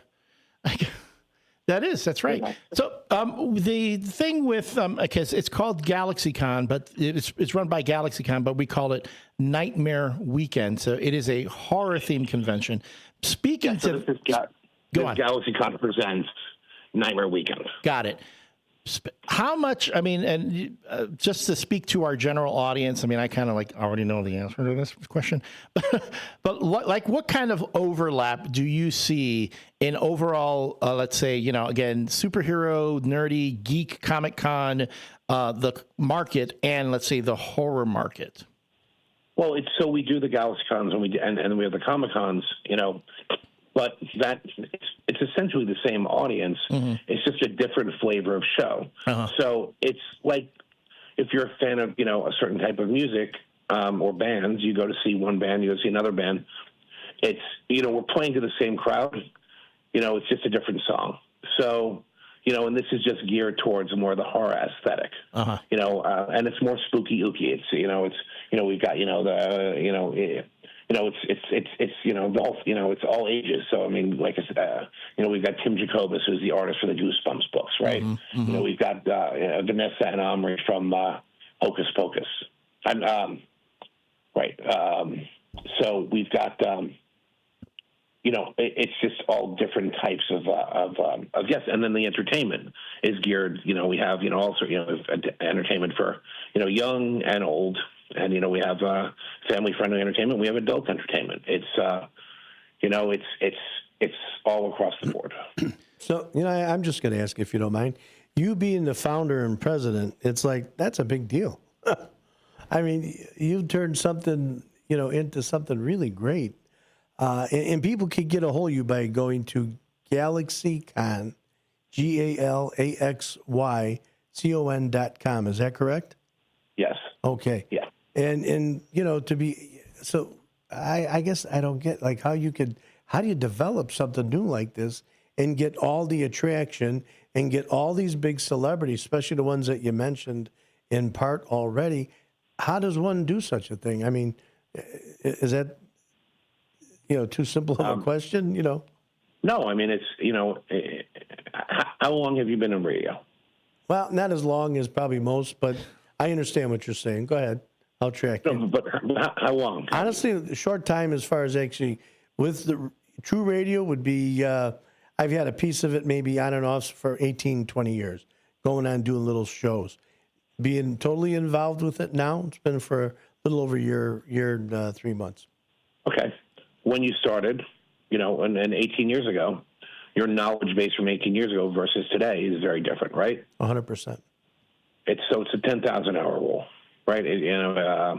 Malcolm Gladwell, 10,000 hours. You put 10,000 hours in, that's how you become, a good at a thing or an expert at a thing. So when I started this 18 years ago, or 19 years ago now, we had a small show. 1,500 people showed up. I had Margot Kidder and Billy West and the Iron Sheik. And it was, successful by my metrics in 2006. But then over time, you just get bigger and you grow and you reinvest and you go and you just keep working at it and working at it and working at it. And eventually, 20 years later, we have 18 shows around the country in 13 different cities, and we're entertaining hundreds of thousands of fans each year. But that doesn't happen overnight, and it doesn't happen. It only happens by sheer force of will and putting in the time. And also, I think putting on a good show that's fan-friendly that people will enjoy and want to come back year after year. That answers my question. Seriously. Margot Kidder, Billy West, and the Iron Sheik for a first-time show, that's pretty good. I mean, if you ask me, I would have gone to that show for sure. Excellent. I mean, especially Margot Kidder. How did you get Margot Kidder? You paid her $5,000. Oh, okay, there we go. You know what? You're giving us the inspiration here, actually, by listening to you, by being new to this station. We've made some pretty dramatic changes. They used to do things a little bit differently, and we've kind of brought it back to the old style radio. And by hearing you, your words are stay at it, don't give up, stay consistent, reinvest. We've been doing that, and just try and make it better each year. There's very few people who are going to start out at anything and be great. You're going to have a few savants that, sit down at the piano and they're Beethoven day one. That's 1 in a trillion. Most people, artists, writers, filmmakers, plumbers, electricians, carpenters, painters, you're not day one. You don't know what you're doing. So you learn, and you learn by mistake, you trial by error, and you hope that your mistakes aren't so bad that, when you wake up 20 years later, the sum is bigger than the parts. You're able to overcome them, exactly. You know what's going to happen, Mike, in a few moments? We're going to be at a hard break, the bottom of the hour. Do you have a little bit of time? It would be like a 4-minute wait on the phone. Do you mind holding on? Sure. Okay. I got another half an hour before I got my next thing. All right, beautiful. Well, we're not there yet. You'll hear the music. When we hear the music, we'll cut away. But I just wanted to get that out ahead of time. But, Elliot, you had something you wanted to say? Go ahead. I'll say we might not have time to get it till after the break, but what are some of the things at this year's GalaxyCon, like let's say a first-timer going to this show, what are things that you would say they cannot miss this? You'd encourage them, check this out. So if you come to Nightmare Weekend, what you have to see, and the guests are all there, and all the guests are going to do Q&As. So William Shatner is going to have his Q&A. Elvira will have her Q&A. And they're like evenings with, it's an hour of them on stage talking to fans, taking some questions. You would pay, $50 a ticket to see any one of them at a, Performing Arts Center, or $75 a day. Here, you've got, 50 guests all doing it, and you go see them. You can hear them talk, and you can ask them questions. Some of the cool stuff we got going on. Go ahead. You have time, sir. Oh, some of the cool stuff we got going on is we have FSCW, which is Fantasy Super Cosplay Wrestling, which is a professional wrestling show each day, but it's the horror characters wrestling each other. So Jason and Michael Myers and the Purge characters all in a wrestling ring, battling it out. Oh, that sounds like fun. Sounds like fun. Will you hang with us for about 4 minutes, and we'll bring you right back on? Here. Everybody, this is GalaxyCon. Really very interesting. More interesting than I thought it would be, and it's sincere. GalaxyCon presents Nightmare Weekend. That's correct. And we're with Mike Broder, and he's going to tell us a little bit some more. So everybody hang on. Listen to WRMN 1410, AM 1410.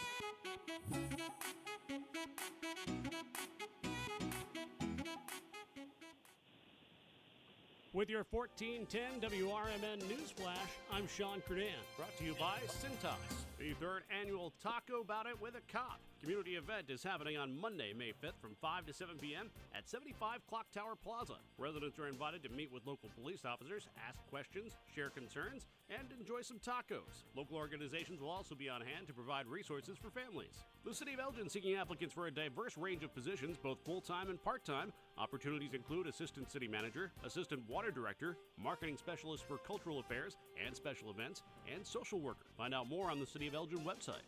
The third annual Taco Bout It with a Cop community event is happening on Monday, May 5th from 5 to 7 p.m. at 75 Clock Tower Plaza. Residents are invited to meet with local police officers, ask questions, share concerns, and enjoy some tacos. Local organizations will also be on hand to provide resources for families. With your 1410 WRMN Newsflash, I'm Sean Curdan. It's Macy's Friends and Family Sale. Hurry in for insider deals on must-have spring styles from your favorite brands, like an extra 30% off new dresses, handbags, and accessories from Karl Lagerfeld Paris, Donna Karan New York, Avec La Fille, and more. Plus, get 15% off fragrances, beauty, and skincare too. It's not only the best time to shop for yourself, it's also the best time to shop early for Mother's Day. Don't miss Friends and Family and Sunday at Macy's. Savings off regular and already reduced prices. Exclusions apply. Are you a small business owner who needs immediate cash flow? At Swish Funding, we have flexible funding options from $25,000 to $2 million. For the best rates and terms for your business, just one application to Swish Funding gives you access to our entire network of funders with cash in your account in as little as 24 hours. To qualify, you must be in business for at least 1 year with monthly revenue of $50,000. Apply at swishradio.com and use code RADIO. Swishradio.com, code RADIO. This is Larry Jones, and I'd like to talk to you about my bank, American Eagle Bank in South Elgin. Has your bank changed names in the last 10 years? Is your bank another faceless branch with headquarters in another city? Are you tired of earning next to nothing on your savings account or certificates of deposit, or does your personal banker treat you like a stranger? If you answered yes to any of those questions, then you're ready for a new banking experience, and American Eagle is the place for you. American Eagle is a locally owned independent bank that's rooted in the community, and American Eagle customers are greeted by name and treated with the respect that they deserve. American Eagle has an innovative program, Eagle Savings, that teaches your children to save while earning prizes and rewards. American Eagle offers great rates on certificates of deposit. My bank is located in South Elgin on Randall Road between the Target and Caputo's and is open Monday through Saturday. Give them a call at 847-742-7400, and a real person will answer the phone. American Eagle Bank, a place where you matter. This is Sarah Silver with your Fox Valley forecast. This afternoon, a decent chance of rain with mostly cloudy skies and a high near 57. Tonight, scattered showers likely with mostly cloudy conditions and a low around 44. Tomorrow, a chance of rain showers before 1 p.m., mostly cloudy with a high near 55. Currently, it is 56 and overcast. I'm Sarah Silver on the Talk of the Town, WRMN. Progressive knows there are some surprisingly expensive things in life, like frames, because you found a classic 70s concert poster. But when you went to get it framed, you realized the frame will cost about 4 times the amount of the poster, which is actually absurd because no one will be looking at the frame, and if they are, then you severely overestimated how cool this poster is. But then you remember by switching your home and auto to Progressive, you could save hundreds and put it towards a classic 70s concert poster in an absurdly overpriced frame. Progressive Casualty Insurance Company, affiliates, and other insurers. Not available in all states.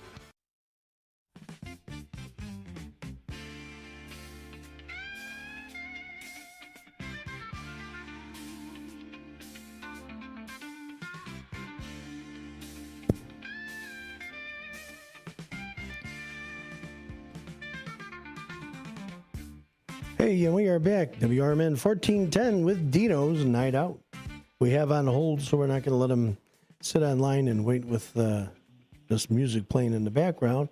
We've got Mike Broder with us today, and he is, again, talking about GalaxyCon, which is the hosting Nightmare Weekend. Nightmare Weekend. So GalaxyCon's like the brand. Okay. And the event is called Nightmare Weekend. All right. See why I got Elliot here helping me? All right. Mike, go ahead. Take it away, man. You're back on the air. Yeah, we'll figure it out. So yeah, so we do 3 different types of shows. Our main show is GalaxyCon, which is our big Comic-Con. Then we do Nightmare Weekend. So GalaxyCon presents Nightmare Weekend, which is our horror themed, offshoot. And we also do a show called GalaxyCon presents Animate, which is our kind of animation offshoot.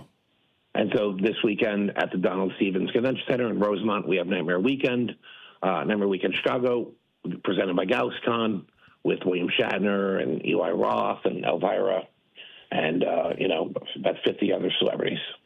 The challenge about putting these events together, as you said, it's like getting the talent together, putting together an event that people will come to. And am I correct in thinking this is the first Nightmare Weekend you guys are putting on in the area? Yeah, this is the first one in Chicago. We have Nightmare Weekends in Richmond, Virginia, Des Moines, Iowa, a couple other markets. But this is our first. We did Miami. This is our first Chicago. Oh, nice. So what has been the reaction so far here because I know the Chicago market has a very passionate. We have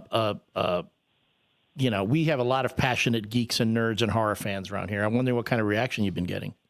We're going to find out this weekend. I hope it's good, though. I hope it's good. I mean, we sold a few tickets, so some people are coming, but it always comes down to the weekend of, right. What is it at the gate? So looks good. There'll be people in the building.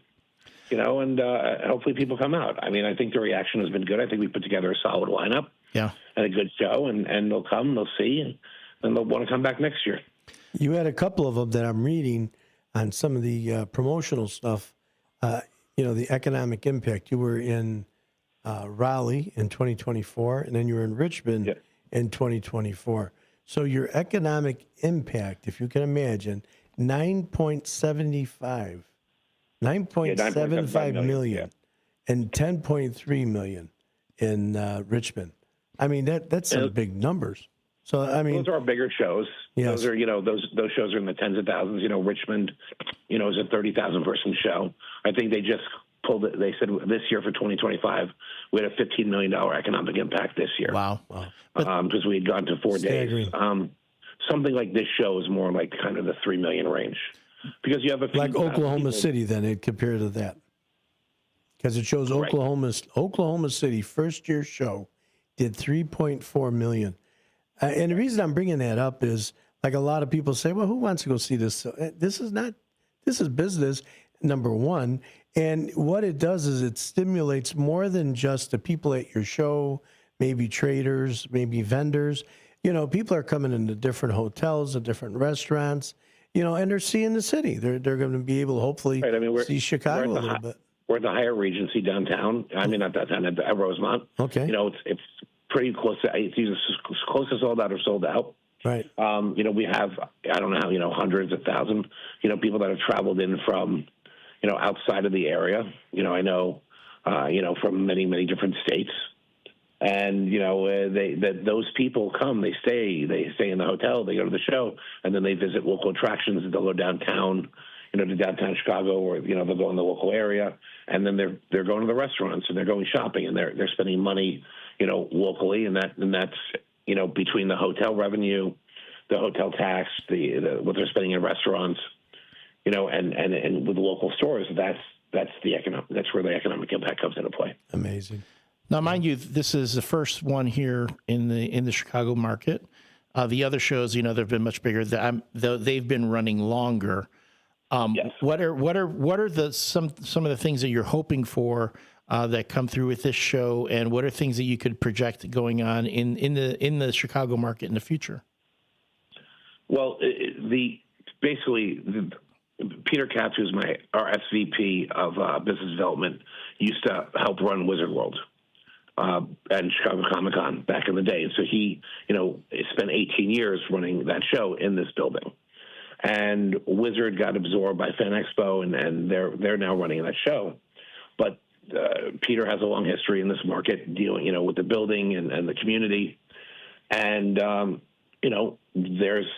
we feel that there's an opening to bring this type of a show, horror show, this kind of a vibe of an event to the market, because there's not a large scale horror convention in the Chicagoland area.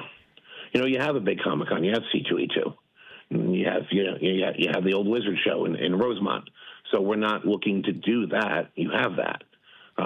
But we can bring this, which is a different kind of a thing that you don't really have. Nice. And you're testing the waters. This is the first.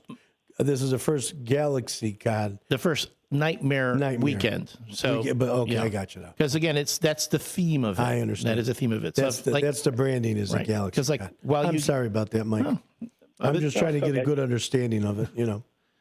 But to the point. Sorry, go on, Mike. I'm sorry. To the point of what?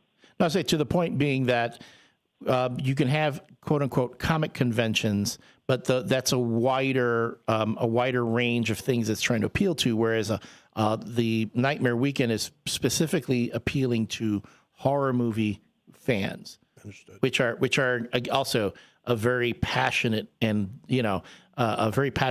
dedicated fan base. You're going to get a lot. I mean, just so you know, the horror movie originated in America. It's like a truly an American art form. The fact that horror movies were first made kind of like low budget films that you make a little bit of money. I mean, put a little bit into your film, make a lot of money because it's appealing to a particular market, and then it's just exploded from there. Am I right on that, Mike, or would you disagree? Absolutely. Okay. Absolutely. Oh, yeah. And there's a fervent fan base, like the Terrifier, is one of the biggest franchises in film right now. It's a low budget horror film franchise, but that fan base is rabid. Fans of, Stranger Things, Walking Dead. Yep. Fans of Elvira. Elvira's not the biggest celebrity in the world, but she has a very strong niche cult following, and those fans are rabid. Oh, yeah, because we've got Svengoolie here in Chicago. And Elvira and Svengoolie are like the big two as far as the horror movie hosts. Right. Well, we don't want to keep you much longer, but one last thing. I mean, what would you say is your pitch to people in Chicago to see? I know why I'd want to go see this show. If you want to have fun, if you want to come to a really fun, spooky event, meet some of these celebrities. The event starts tonight at 5:00, runs until about 2 a.m. tonight. Tomorrow we're 10 a.m. to 2 a.m. Sunday we're 10 a.m. to 6 p.m. You're like, what do you mean till 2 a.m.? Well, the exhibit hall is open tomorrow until 8:00. But then after that, we still have the costume contest. Wow. We have Rocky Horror screening hosted by Barry Boswick. Brad. We have a burlesque cabaret show that's horror themed with some national performers. We've got a bunch of other activities, video games going, tabletop gaming going, just hours and hours of stuff to do for people. That it's not your traditional it's a show where 7:00 you don't have to go you don't have to go home, but you can't stay here. But you're with a bunch of adults out having a good time. Yeah. Mike, and I applaud what you're doing here. You're on all the social media links as well. I see YouTube, Instagram, Facebook. What's the other one? TikTok, of course, Flickr. And the RMN crew is going to be at the event this weekend too. So We'll be getting video to share on our socials as well. So that's going to be a lot of fun. Yeah, we're looking forward to it, Mike. And I appreciate all the time that you're spending with it. And I think you're going to catch a break with the weather because, this is a good time to do some indoor activities. And the weather was supposed to be a lot warmer than what it's going to be in Chicago. So I hope if the weekend stays the way they're forecasting it and people are looking for a little something to do indoors, look, I tell you, why wouldn't you go over there? GalaxyCom, which is the brand, and presents Nightmare Weekend at the Donald E. Stevens Convention Center, right on River Road, starting tonight through Sunday, 5 p.m. How much are tickets? There's different ticket types, but they are. Because I know you can probably get a ticket for one day. You can probably get a pass for the whole weekend, stuff like that. It's like single day tickets are anywhere from $40 to $60. Kids 9 and under are free, and then multi-day tickets, it's $95 for a 2-day pass. That's a deal right there. $95 for 2 days. That's a deal, especially when you consider how much some of the other conventions are. So and just all the celebrities that are going to be there. Shatner, for Craig, who wouldn't want to get his autograph and see him in person? Yeah, I've met William Shatner. He is a character. Yeah, he's got to be a lot of fun. Especially what you're saying. There's a lot of activities, a lot of adult activities, family function as well. Families could go there. Well, if you want to expose your 3-year-old to the Terrifier, I'm not talking the Art the Clown. Kids. I said kids 9 and under are free. Yeah. There you go. Let's give them a core memory. You can bring the family. You can. No, a lot of these are a lot of fun. Yes, they are a lot of fun. Okay. All right, listen. I want to thank you very much, Mike. Anything else you want to say in closing before we send you on your way? Hopefully everybody can come down. The website's galaxycon.com. Just click on the Nightmare Weekend stuff, and you'll see all the information. Not only do I want to wish you a great show this weekend, I want it to be so good that you're going to say we've got to go back to Chicago next week. It's the next year. We got to come back, and we're looking forward to that as well. Thank you, Mike. We wish you the very best. Thank you for your time. Thanks for being on. Appreciate it. All right, take care. All right, thank you. Bye-bye. Hey, and that was Mike Broder. I say that the right way. Founder, president. I mean, this is the man. Put this all together. What a great idea. I've gotten to know some of the folks in the business of doing that. And yeah, it is a challenge. It takes a lot of dedication. I think folks don't understand really the logistics involved with putting together an event like this. Well, I'm looking at a lot of the animation and a lot of the pieces that are in there as well. The technical part's got to be amazing. But it's coordinating vendors, getting getting deals for the hotels that are nearby, scheduling the talent, setting up, creating the graphics and the programs and all those things that, again, I do not take for granted the effort it takes to put an event on like this. Well, they know when it is. It starts tonight, 5 p.m. It's all weekend long, all the way through Sunday. I want to see Elvira. Yeah, there you do. Yeah. I bet you do. All right, folks, we're going to be back in just a few short moments. We're going to take another quick break just before the top of the hour. Slip you a few more 20s. Yeah, it ain't happening. It'll be a whole lot more than that. This Chicago. What do you think you're going to do with just a couple 20s? Really? You got to be out of your mind. I'll wash your car. Yeah. If I got to do 10 years, close to 10 years, all right. That'll be a whole lot more than that. All right. All right. We'll see just a little bit. WRMN 1410 right here on the AM dial. If you're listening on YouTube, you know how to get there. YouTube.com/AM WRMN radio. And if you want to call in, you got a question when we come back, WRMN. Give you the phone number, 847-931-1410. Catch you in just a little bit. Do you own an annuity, either fixed rate, indexed, or variable? Are you paying high fees and getting low returns? If so, Annuity General would like you to have this free book to learn the pitfalls and mistakes of buying an annuity. The Annuity Do's and Don'ts for Baby Boomers contains the little-known truths about annuities, like how to help reduce your fees and increase retirement income. And it's free. That's right, free. As a bonus, we'll also throw in a free annuity rate report just for calling. We researched over 1,000 annuities and summarized rates and benefits from financially strong insurers. You get Annuity Do's and Don'ts for Baby Boomers and the Annuity Rate Report, both absolutely free for calling Annuity General today. Hurry, supplies are limited. Call now. 800-760-1845. 800-760-1845. 800-760-1845. That's 800-760-1845. My mom has taken up going to the park to practice yoga. My dad's going to a club, but not a book club, a salsa club. Finding new hobbies comes with age. My mom has started getting lost and not knowing where she's going. Becoming lost or disoriented doesn't. Confusion with time or place may be a sign of Alzheimer's. An early diagnosis can help improve the quality of life for your loved one. Learn the warning signs of Alzheimer's at 10signs.org. Brought to you by the Alzheimer's Association and the Ad Council. What's the best way to get rid of a timeshare that you don't want? Call the Timeshare Exit Hotline. We're a group of attorneys that help customers legally exit their timeshares. It's an easy process. We guarantee results or you pay nothing. Exit your timeshare today. Call now. 800-890-5957. 800-890-5957. That's 800-890-5957.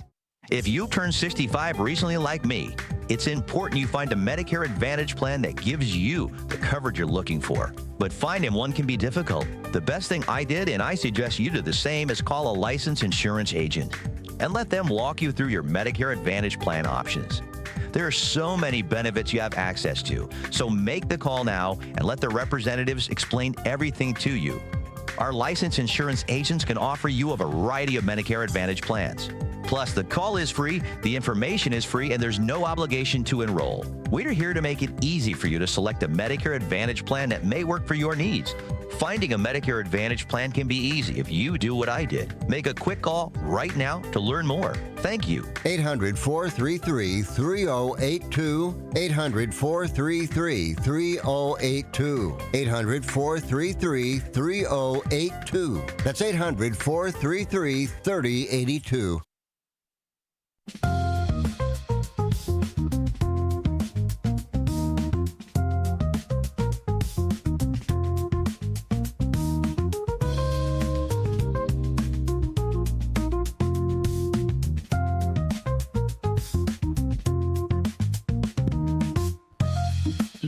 Hey, we are back. WRMN 1410. Dino's Night Out. That was some kind of an interview with that guy, huh? That was a lot of fun. And again, thank you for letting me sit in because. Oh God, thank you for helping me get through it. No, I would have. I struggled as it was, and you were in the room, but I got it now. GalaxyCon presents Nightmare Weekend. Nightmare Weekend, which happens to be in Rosemont. They're calling it Chicago because if you just step about 2 blocks away, you're in Chicago. I was going to say because it's funny that the O'Hare Airport is considered part of Chicago. Well, the expressway going into that too. It's all considered Chicago, Yeah. right? Yeah. In and out, a lot of different pieces off of Higgins. But yes, GalaxyCon presents Nightmare Weekend, a horror-themed convention with guests, with the exception. Well, I mean, yes, William Shatner will be there. I actually once hosted a William Shatner panel. He is a character. He is a real character. Now he just does his own. He doesn't deal with people hosting his panels for him. He just hosts his own panels. Nice. But he can do that. The guy's done it all. And then how old is he now? Oh God, I think he's pushing 90. He's got to be. He's got to be up there. But still, no, sharp. 80. He's in his 80s. Is he? Yeah. Still no, he sharp, is very sharp. Sharp very as a sharp. I mean, my God, that brain. And then he just boom. It looks good. Good shape. Sharp man. Elvira is going to be there. Barry Bostwick is going to be there. James Marsters, who played Spike on Buffy the Vampire Slayer, is going to be there.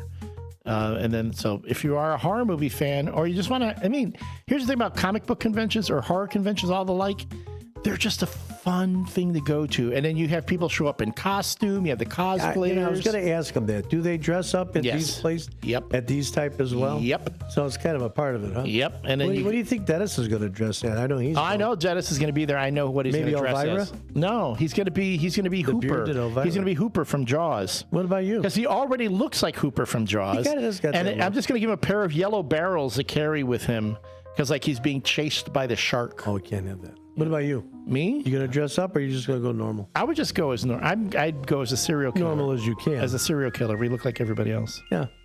Yeah, blend in.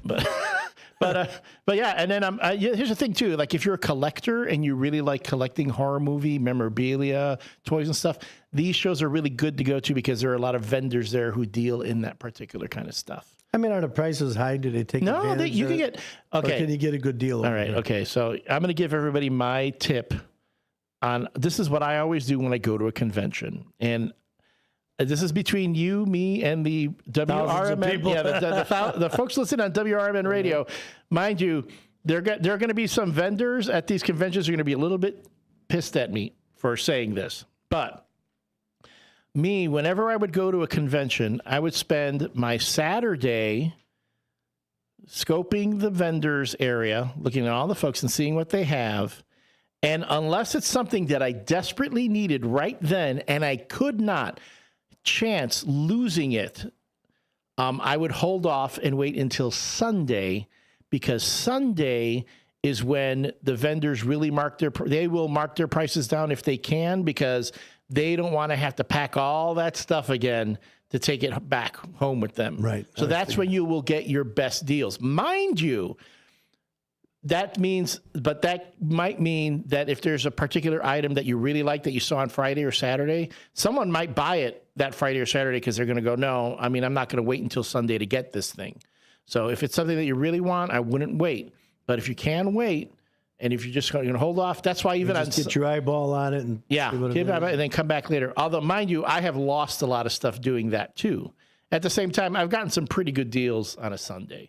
And again, vendors, that's the other thing I really like about dealing with vendors at these conventions, because these are businesses, these are their own folks, and you can talk to them. A lot of times they will give you deals, and to the point about supporting the economy, you are supporting vendors. You're supporting local vendors. You're not supporting a big corporation or anything. These are folks who are spending time and effort as well as capital, because when they go to that convention, they're not getting that booth for free. They have to pay for that space. So when you do business with them, you're helping that business continue. So I always say support those businesses. And I was reading earlier that the economic impact. I mean, it's sizable. Almost $10 million in Raleigh, and I understand it's Raleigh, big. GalaxyCon in Richmond was a little over 10 million, and then 3.4 million for a first time out Oklahoma City. Because that's the thing is like these are smaller markets, right? Yeah. And this is the strategic part. And, when we're talking to Mr. Broder about this and he even said it, he goes, you look at the market, you look at the types of shows that are already going on in that particular market, and you go, what do they not have already? What is the type of need that we can meet? And so he went, yeah, you know what? They have comic conventions in Chicago. There have been other comic conventions, sure. But do they have horror movie conventions on this scale? No. So this is like one of the first ones on this scale, again, in the Donald E. Stevens Convention Center. Cool. Listen, we're going to run out of time. In fact, I know we're going to run out of time. Music ought to be playing. Okay, hold on. Before we go, seriously, can I? Not a 20 chance. bucks. 20 Not bucks. a chance of hearing of who it is. Just give it a shot. Or what's going on. But I will tell you something. $30. I'm not going to tell you. $40. What I am going to tell you is we have a sponsor for the WRMN Morning Show, James M. Vasili, which is jmvchicagolaw.com. So this is our new sponsor for the show. We're expecting it to be a real good success. The person that we're going to have, you are going to be surprised. The WRMN Morning Show with Susie C. and TBD. Susie C. and C. Listen, coming up right next after this here show, you've got a political talk show. $60. You gonna be I got $60. Keep it in your pocket. You going to be here? Yes, I will be here. You're going to have Elliot going to be here for the show. Obviously, Dennis Sonar Green's going to head it up. I think David Tease is going to be here. So I'm going to be doing a lot of heavy sighing. I'm hoping we're going to get Mike Vasili to come on in here. I see him there. He is outside. Let me see if I get him. Probably going to be there. There he is. Yeah. Maybe he's going to be on the show. Yeah, we're going to get him on the show if we can, but we're running out of time real fast. You got like about 2 seconds, Mike. Say hi to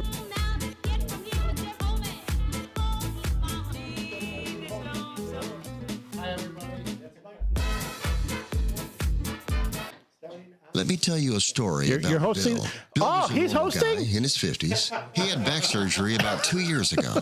Bill was in a lot of pain. He dealt with his pain by taking the Percocets his doctor prescribed for him. Bill took more and more and more of them to help with the pain, until one day the prescriptions weren't enough to get rid of Bill's pain. Then one day Bill found someone to help him get rid of the pain with illegal drugs he didn't need a prescription for. Fast forward to today. Bill lost his job and his family. The only thing he does have is his drug dealer. If you know Bill's story and you don't want to end up like Bill, call the Detox and Treatment Helpline right now to get away and get treatment. 800-694-1127. 800-694-1127. 800-694-1127. Call right now. Help is standing by. 800-694-1127. Your hometown radio station since 1949. We are WRMN AM 1410, Elgin time, 4 o'clock. AP News, I'm Pam Pawani. The Trump administration has asked the Supreme Court to clear the way for Elon Musk's Department of Government Efficiency to access American Social Security systems with personal data of millions. The CDC is reporting an alarming jump in child deaths from the flu. AP correspondent Sagar Meghani. Flu season's not over yet, but it's already killed 216 kids, the most since the swine flu pandemic 15 years ago. To pediatrician Molly O'Shea, it means fewer kids are getting flu shots. Parents are missing an opportunity to protect their child from The village cited concerns over traffic, noise, and compliance with zoning regulations has dropped as reasons for the 15% in permit's 5 revocation. years. Fewer In than Barrington, the half now village get board the has shot. approved a O'Shea was hoping redevelopment agreement for the Golden Triangle area, aiming to revitalize the downtown district. The plan includes a mixed-use development featuring residential units, retail spaces, and public amenities. The project is expected to enhance the local economy and provide new housing options. Megani Construction is slated to begin later this year, with completion anticipated in 2026. May be returned amid a review. Also in Barrington, the village board has adopted a new local grocery tax to replace the state-collected version that will soon be eliminated. The move ensures continuing funding for municipal services that were previously supported by the state tax. Residents can expect the new tax to take effect in the upcoming months.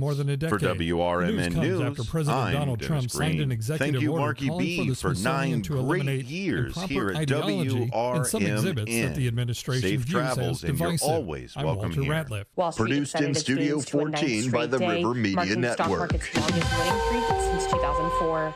This is AP News. From the pages of the Elgin newspapers of 100 years ago today. Is reviewing life insurance on your to-do list? Now's the perfect time to add it. I'm Nick Freeman, and here's what was happening in our fair city 100 years ago. Rates for years to come. Blast so injures I bumped this up on my list and got it done. An I called explosion in the heartening room at the watch factory this morning at 7:35 o'clock resulted in injuries to 2 employees and caused damage policy was only $18 a month. Plus, with Select Quote same-day coverage, there was no medical exam required, and we were covered by the time we hung up. Knowing I have this checked off my list feels amazing, but the peace of mind knowing my family is protected feels even better. Call Select Quote at 1-800-694-1010. That's 1-800-694-1010. Or go to SelectQuote.com to get your free quote today. 1-800-694-1010. Shower and fish were the only ones in the neighborhood of the fan.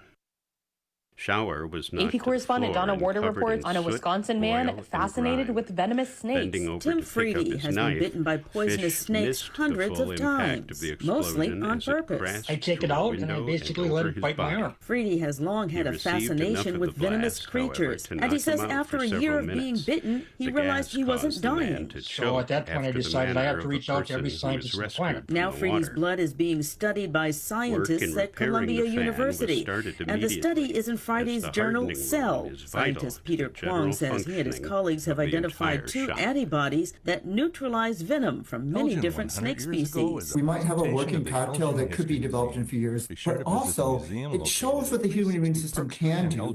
We have antibodies produced in a human that might save other humans moving forward. Meanwhile, Freedy lets them keep biting. 2 bites. Nice. I'm Donna Warder. I'm Haya Panjwani. This is Sarah Silver with your Fox Valley forecast. This afternoon, a decent chance of rain with mostly cloudy skies and a high near 57. Tonight, scattered showers likely with mostly cloudy conditions and a low around 44. Tomorrow, a chance of rain showers before 1 p.m., mostly cloudy with a high near 55. Currently, it is 56 and overcast. I'm Sarah Silver on the Talk of the Town, WRMN. Progressive knows there are some surprisingly expensive things in life, like frames, because you found a classic 70s concert poster.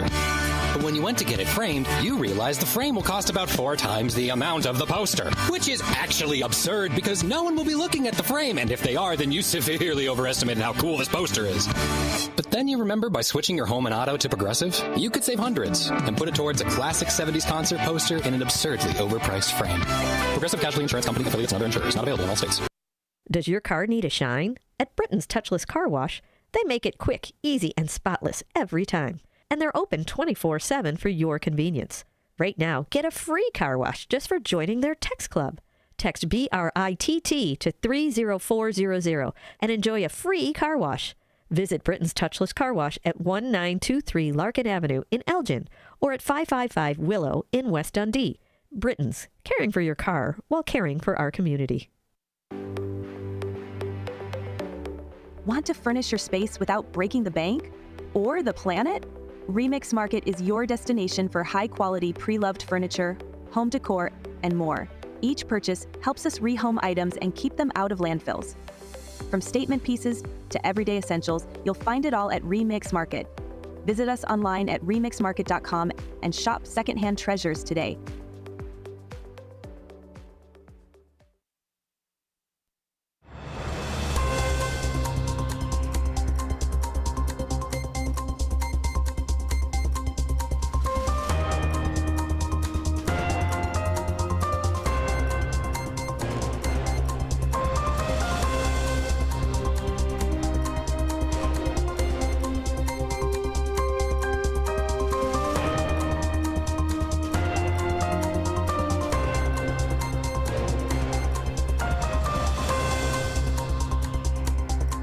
Hello, my fellow Americans, and good day to our friends around the world. This is a political talk show here on WRMN.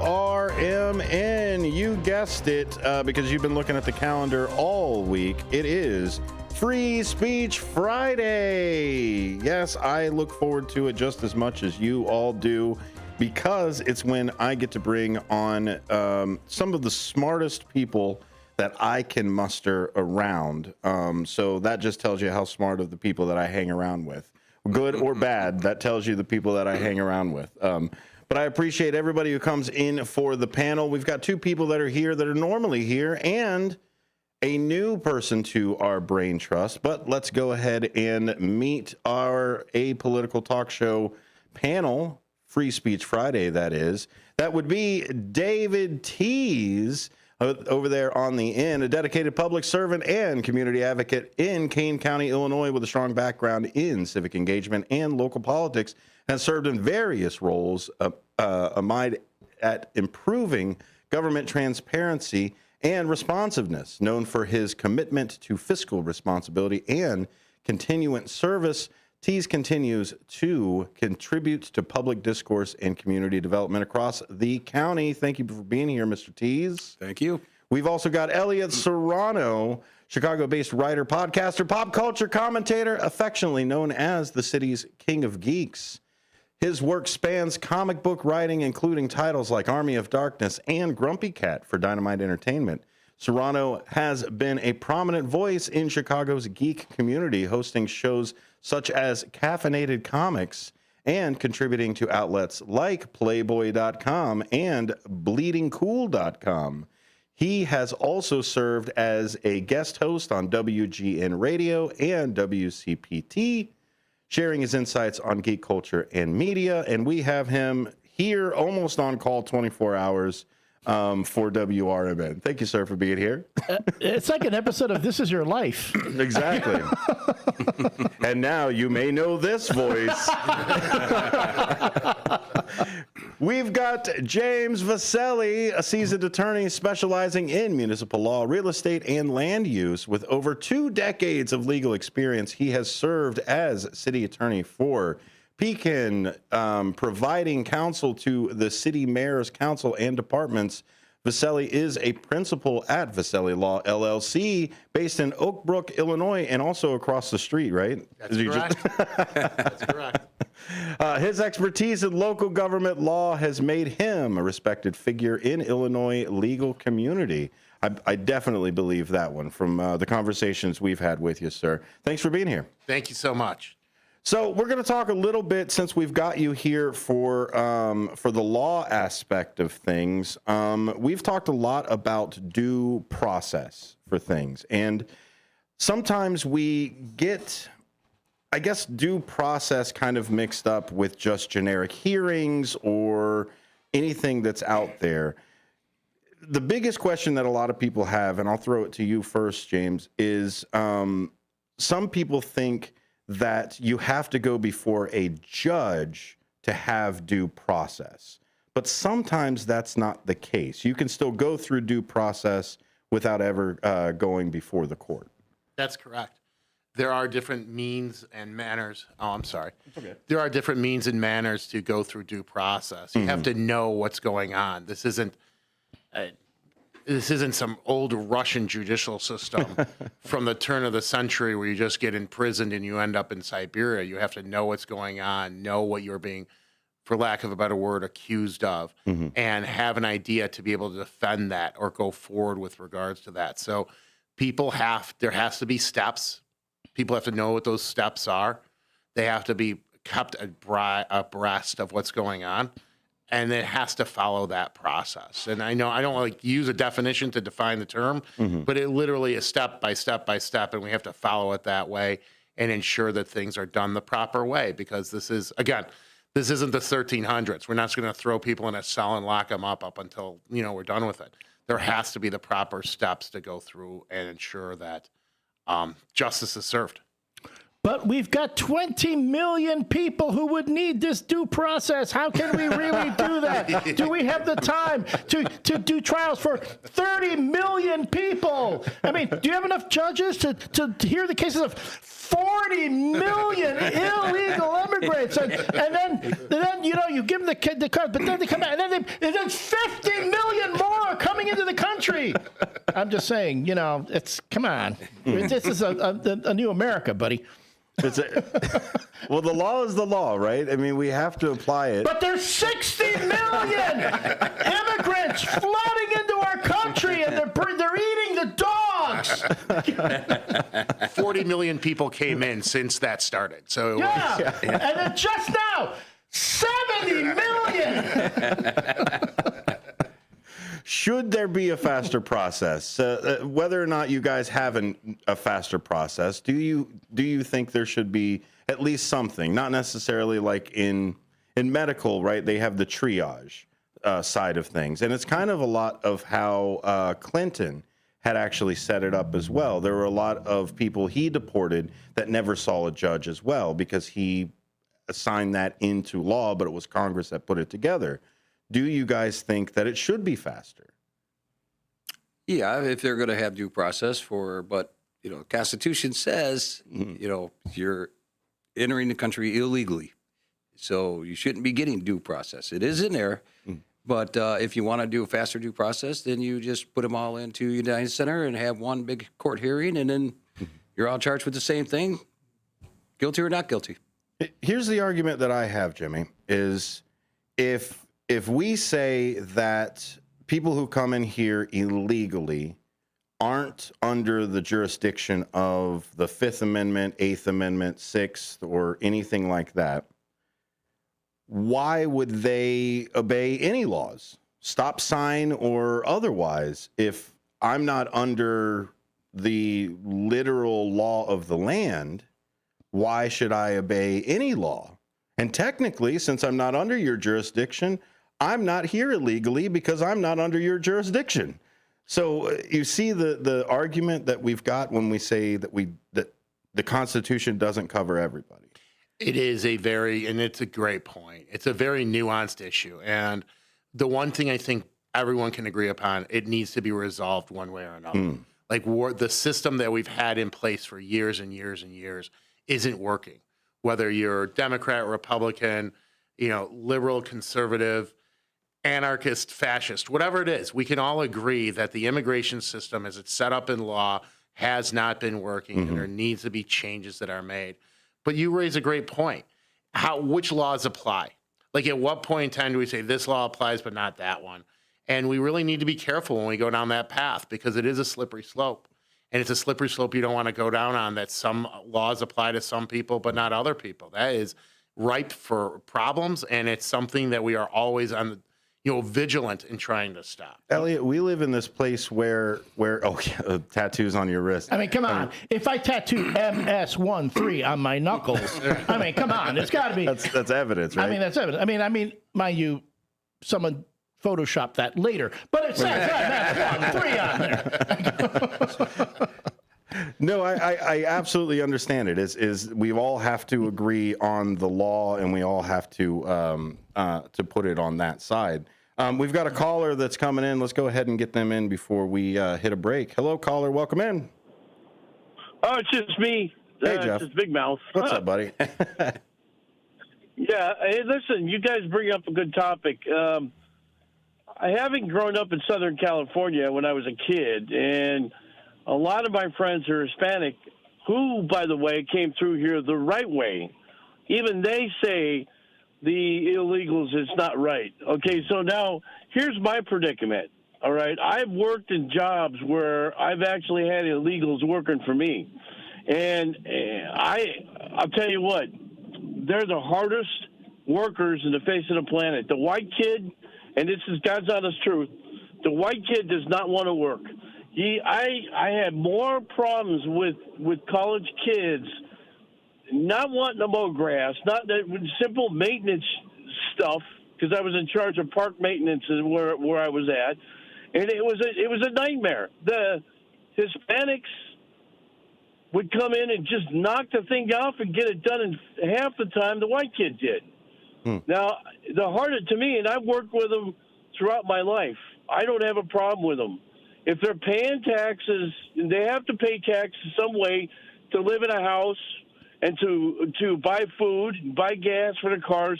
Now, whether they're paying insurance or not, I don't know. Okay, so that's the thing. But here's my problem with the whole thing. We can remedy the whole problem if we would fix the immigration system itself. You know that only 10,000 people, around 10,000, 11,000 people are allowed to come in this nation every year. That's unheard of. That's ridiculous. So why can't we aim at that? You know, I mean, fix it. You think of it. Here's the positive the outlook on this. The more that we do this, the more people we get on the tax base, the more taxes they've got, the more maybe we'll be getting a lot more money taking care of all these things that everybody wants all the time with the government, right? Yeah. No, the thing that we've got to do is the reason that these people are here illegally is because of the paperwork. I mean, at the end of the day, they're here. They're physically here. They're already here. They already live here. They already pay taxes. They already drop off kids. They already shop at grocery stores. They already do the same things you and I already do. The only thing is they don't have a piece of paper that says they can do that. And so there's no reason why we can't fix that. It's a political tag is all it is. It's a political tag. Just like the transgender thing, just like the abortion issue or the gun rights issue. Nobody wants, it's just like, if you want to own a gun, let them own a gun. Make sure that it's safety. Most of the time when you see gun accidents, people using them outside of Chicago, of course, it's because the owner of the gun itself isn't taking care of it. It's not a safety checkpoint. They don't do the right thing with it. But the point is, there's a fix to everything out there, but nobody wants to do it because they use it for political football. Absolutely. No? Am I right? No, you're right, Jeff. Hey, thanks for calling in. I'm going to head over to a break here in a second, but I appreciate your thoughts. Hey, anytime, guys. You guys have a great weekend. And to Marky B, it was always a pleasure listening to him and bugging him too, guys. I hope whatever he's doing, he enjoys it. And you guys have a great show, and have a great weekend. Thanks. Thank you. You too, Jeff. So let's talk a little bit about that. A lot of things that we do here is illegal mostly because of the piece of paper. I mean, let's talk about marijuana in general. A lot of places and states that turned around, they already saw that they could not contain it. They could not keep it illegal. So they said, okay, well, if we can't keep it illegal, let's legalize it and profit off of it. Sure. So it didn't change necessarily the habits or anything else. All they changed was the legality of it and actually arguably benefited off of it. Is there a lot of this where the culture pushes against the law and then the Congress or anybody is forced to either reinterpret the law or change it? Or we've also seen laws that they just don't enforce anymore. So is that kind of where culture has that check on written laws at that point? Yeah, I would say definitely. If you look at the prohibition for alcohol, that is a big issue where the culture pushed. Alcohol was deemed illegal, and then it was repealed not too long afterwards. They saw that people were still doing this. There are certain things that are just inherently illegal. You can't kill someone, and then there are certain things that are malum prohibitum. They are illegal because we have determined them culturally or socially to be illegal. Marijuana, for example, or alcohol, as the case may be. And those are two separate things. And cultures change. That's just life. That's good. That's a good thing. Otherwise, we would all be living in caves and we would be throwing rocks at bison, and that would be the way that we lived. We're getting there. Right? I have a feeling that's not far off. I wouldn't do so well in that. Hey, rock control is a real thing that we need to worry about. It is. Yeah, watch out. So cultures change, and as the laws change, and the idea is, you really want to stay to protect the weakest and to ensure that we can all have a safe society. That's really what we're here for, right? And I just think that as the culture changes, the laws will catch up to it. If I might offer an anecdotal bit from my own personal life, and this is an example of culture versus the law. My ex-in-laws, God rest their souls, they since passed away, came here from Mexico. They were, you would call them illegal today because they came over here, just showed up, just came in, tried to set, and the system was set up at that point. If you were here and you were an undocumented immigrant, you just went to the Social Security office and they gave you a Social Security number. No test, no this, that. It was like, okay, you're here now. We're going to give you a Social Security number. And this happened to my ex-father-in-law. Even after he got that Social Security number, he ended up getting sent back to Mexico. And he came back yet again. Got another Social Security number. Okay? So this is the system, and this is how, again, culture versus the law. It's like, okay, well, we know that these people are here. Instead of fighting it, and they're here to do whatever, let's get them in the system so that we can start, tracking and doing that, which is what I think would serve us better if that's the attitude we had now, as opposed to so. And see, that's why I take exception to folks who go, yeah, there are Hispanic families, and there was a fair number of Latino and Hispanic communities who say they were voting for Trump because, yes, we agree with the immigration. People need to come in legally, but they forget that coming in legally 30 years ago was way easier than it is now. And that's when they got in, when the system was much more permissive. Mr. Tees, how do we make sure that it's the citizenry that we want? Right? We hear about watch yourself on this, buddy. Well, that's mostly it's mostly because we hear about them emptying prisons and insane asylums and whatever else. Anybody who's even accidentally marked their knuckles with a Sharpie once. We start to see we still need to put in some sort of, not necessarily filter, but some sort of system where it's not just the open borders that we hear about from the Biden administration or whatever we want to say, but how do we put something in there? What does that look like? Is it a test? Is it a financial side of it? Because we've got the $5 million golden citizenry right now. Is it a color wheel? Was it? You get to stay. You get to go. Sorry. No. As he was saying, speed up the process. We need more. This is where we could put new government employees to speed up the process, get the paperwork going. I have no problem if they just come up and say, I want to apply. You can stay in the country. They're in the country.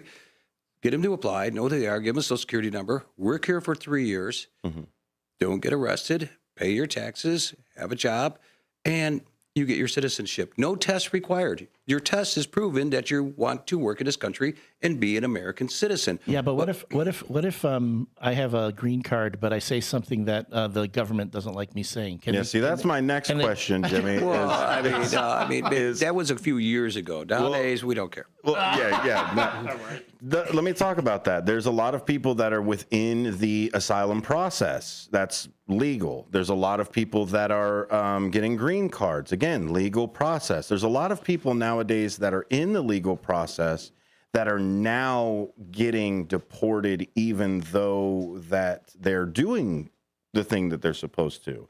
Is it because of how they got here in the first place that maybe ICE is leaning on versus carrying out the rest of the due process? And again, these are all individual cases. It's not legal advice, but hypothetical. Hypothetical. Yeah. I think once you apply and you're in the asylum process, I really think there should be a stay, and you need to have the process go through, and you shouldn't take any actions toward the negative to change the status quo up until it goes through. When the law implies a stay, when the law says things need to be stopped, they should be stopped, and then allow it to go through. But it's too slow of a process. It is. It's a real problem The system is broken and it needs to be fixed. You'd like to see it be fixed elegantly. You'd like to be fixed with a scalpel rather than a hammer. Of course, sometimes we need to take dramatic steps to do things, but we need to fix the process. I would like to say one thing, because I'd be remiss not to say it. If you serve this country in the military, your status as a citizen or your right to be here should not be questioned. When I hear those stories, and they probably are one-off stories where people have served in the military and then they would be required to leave the country, that galls me at a core level. If you have served this country, you should, and your children should, be given the right to stay here. Those freedoms, the people who put their lives on the line, they need to be respected and defended.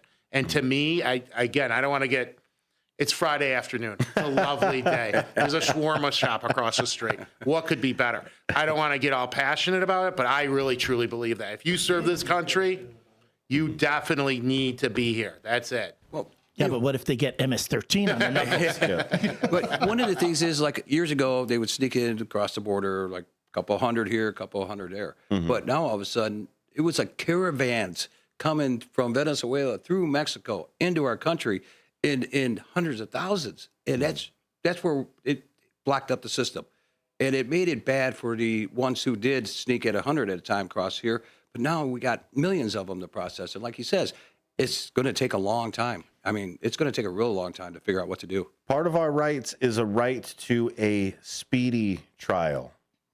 Are we in violation of that right now as far as our government? Or is it as speedy as we can make it? That's a good point. And it is, those are two different areas of law. One deals with the criminal milieu more than an immigration administrative type of milieu. But that's a good point. People, you know, I don't want to get all, again, I don't want to get all esoteric or philosophical. Please, this is the platform. You've used the word milieu twice. I mean, we're past that. That's what the M stands for in James M. Vasella.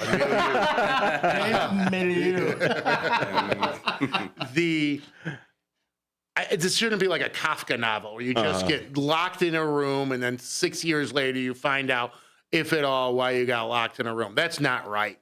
That's just not right at its core level. And so I really do think that you need to, the people deserve to live their lives, and I am not one to judge anything. You know, I got a person bigger than me upstairs to make judgments, and I got my mom and I got my clients. Those are the people, and I guess my wife too.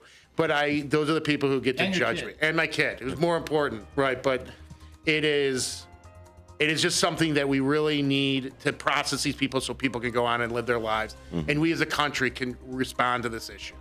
It's been the kind of the way we've looked at the world since 1215. So why not continue to look that direction? Hey, come and join us after the news and some weather at the bottom of the hour. We'll be back at 34 after for more Apolitical Talk Show here on WRMN 1410 AM and WRMN1410.com. We're streaming live on YouTube. WRMN Radio is the place to go. You can still send us a fantastic message for Marky B at 505-926-1410.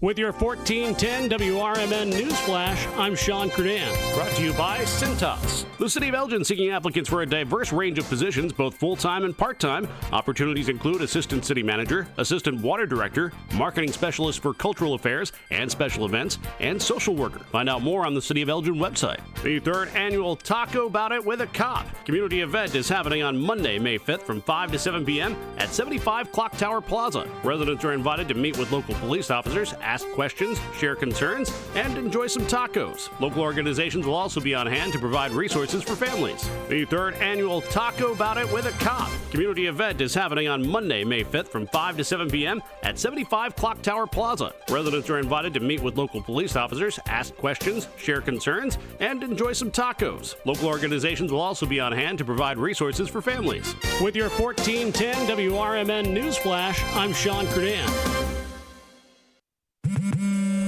At Straight Talk, we are all about no-brainers. Calling grandma for her recipe, no-brainer. Streaming one more episode at 2 a.m., big no-brainer. Getting real unlimited data where you buy bananas, the ultimate no-brainer. Switch now and get a free Samsung Galaxy A16 5G or Moto G Power 5G 2024 with select plans.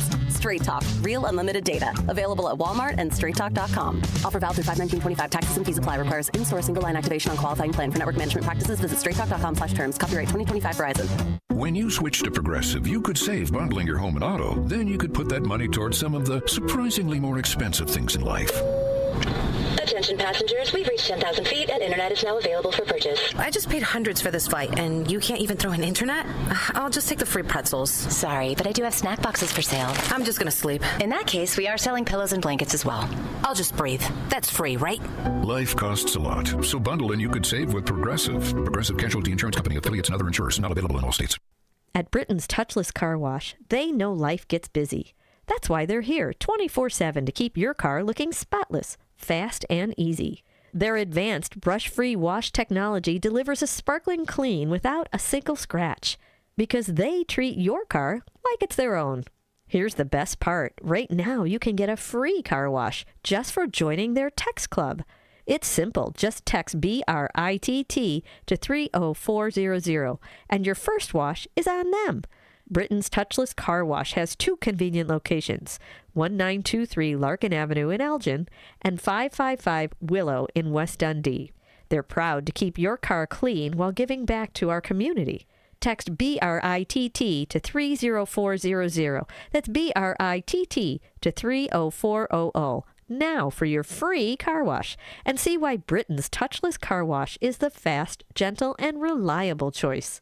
This is Sarah Silver with your Fox Valley forecast. This afternoon, a chance of rain showers with mostly cloudy skies and a high near 57.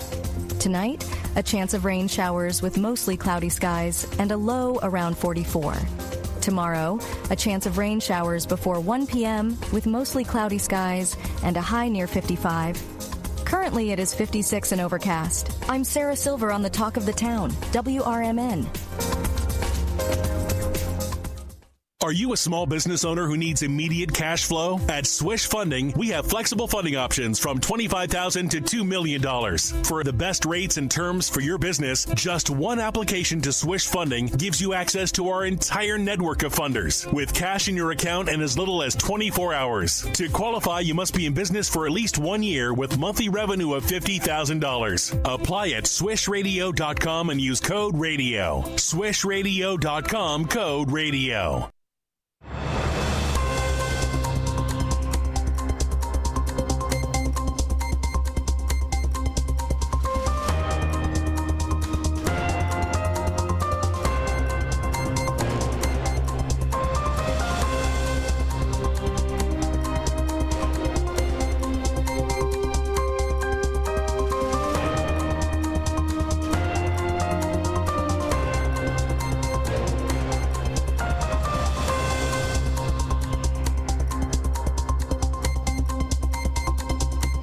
Welcome back to a political talk show on WRMN. Jimmy Fasali came in to hang out with us. That was really fun, Elliot. I enjoyed that. I'm going to tell you, as the resident, it's nice to have a lawyer, right? Oh, yes. To have an actual lawyer, as opposed to the people who, I guess, study law and talk about it online. Yeah, YouTube University. I got my degree in 17. It was good. Passed the YouTube bar exam. It was good. It was a pop-up. I clicked it. Oh, but I'm really looking forward to him coming back. He was great. He was awesome. Yep. He was awesome. I actually was a lawyer in my first two divorces, so I studied law. I have a good divorce lawyer. You represented yourself. Yeah, I actually won both cases. Very good. I have watched 13 seasons of Law and Order and all of LA Law, so I think I'm pretty. Wow. Yeah. Mm-hmm. You know a lot about the Special Victims Unit? That too. Well, no, Law and Order, not Law, just the original Law and Order. The original guy. Okay. When they actually went to court. Yeah, that one. So, there's not a lot of order. There's a lot of law. I am a little bit more order. I model my style after Sam Waterston. You know, I don't have his gravitas though, but still. This is what is going on here. Well, let's bring on one more person over the phone. real quick. They jumped right in. Let's bring them on over, and then we'll get into the next story. Hello, caller. What would you like to talk about? Hi there. My name is Dawn. I am directly matrilineally descended from the founding families of Elizabethtown and Morristown, New Jersey. Cool. Dawn, thank you so much for calling in. You left me a message a couple weeks ago, and I'm sorry I haven't been able to get back with you, but thank you so much for listening in. I really appreciate that. Yes, I would be happy to have further discussions with you, but today I am calling. My ancestors, as you know from the message I left, hosted General Washington at his American Revolutionary headquarters in Morristown, New Jersey. We had farms adjacent to Jockey Hollow, and we assisted the Continental Army to survive the brutal winter of 1789. Wow, that is quite a history. In my ancestry is the Honorable Abraham Clark, signer of the Declaration of Independence for New Jersey. I keep a copy of that with me where I go. I think it's a pretty important document, right up there with the Magna Carta and everything else, because it set a tone for everything. It set a tone of exactly what we're talking about today, of life, liberty, pursuit of happiness, and being able to be free, and even your body being able to be free and not held. Just that habeas corpus side of things. So thank you, Dawn. Is there anything in particular you'd like to speak about? Well, yes. Those charters of freedom, which my ancestors and my relatives and our neighbors established with our blood and ink, that was all designed for our posterity. Not the world, not the entire world. Those charters of freedom are for the descendants of the founding nation. They are not for the people of the rest of the world. I am 100% opposed to illegal immigration. All illegal aliens in this country must leave. I have been the victim of a criminal home invasion at the middle of the night. Oh, no. In my grandparents' house, which I had just inherited on the northwest side of Chicago near Brickyard. I was forced out of my home, forced to give up my home by the influx of illegal aliens from Mexico, all the gangs, all the armed gangs that came up in the mid-1980s. I lost my grandmother's home due to that influx that was approved by a Chicago candidate and then mayor, Harold Washington. Now, did they? I am totally opposed. Was to it eminent domain for everything, or was it a more complex? It was crime, driving people out of our neighborhood. That was the home that my grandparents worked all their lives in a factory for my grandfather and as a housekeeper for my grandmother. Their whole lives it took to save for that little house, which they left for me, in which very shortly after I moved into it, I was forced out by illegal aliens who broke into the house in the middle of the night and armed gangs that moved through the neighborhood, flushing people out. I'm sorry that happened to you. I was obliged to leave. This should not happen to a descendant of a founding family in this country, which is exactly why 8 USC 1324 in the Immigration and Nationality Act, that's why that was put into law. And we need to enforce it.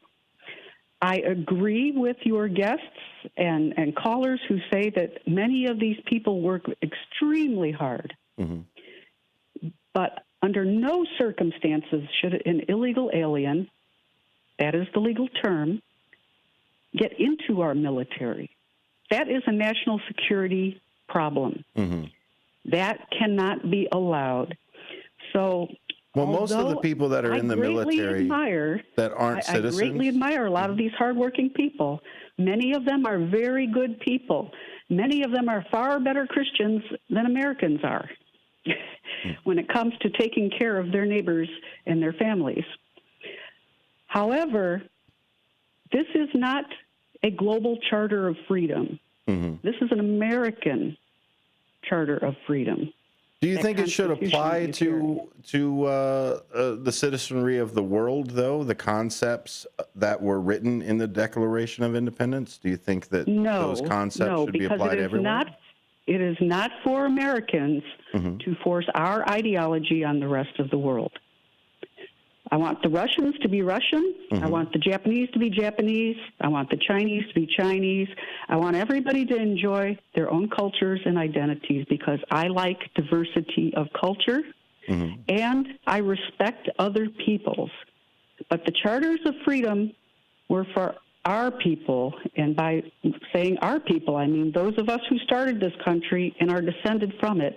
My ancestors were frontier, pioneer explorers and farmers that came New Jersey, Pennsylvania, Ohio, Indiana, and my ancestors frontier pioneered Illinois.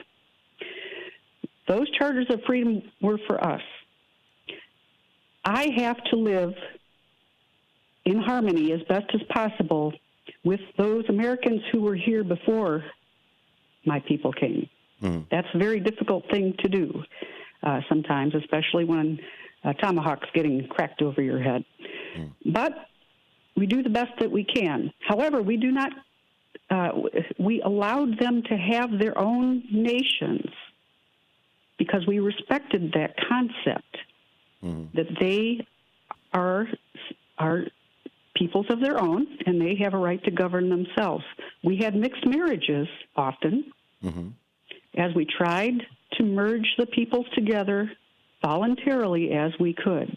But we cannot absorb the entire world, and we cannot expand to control the entire world. Now you're back to imperialization at that point, or colonization. I could see that. I can't do that. I am responsible as a direct descendant.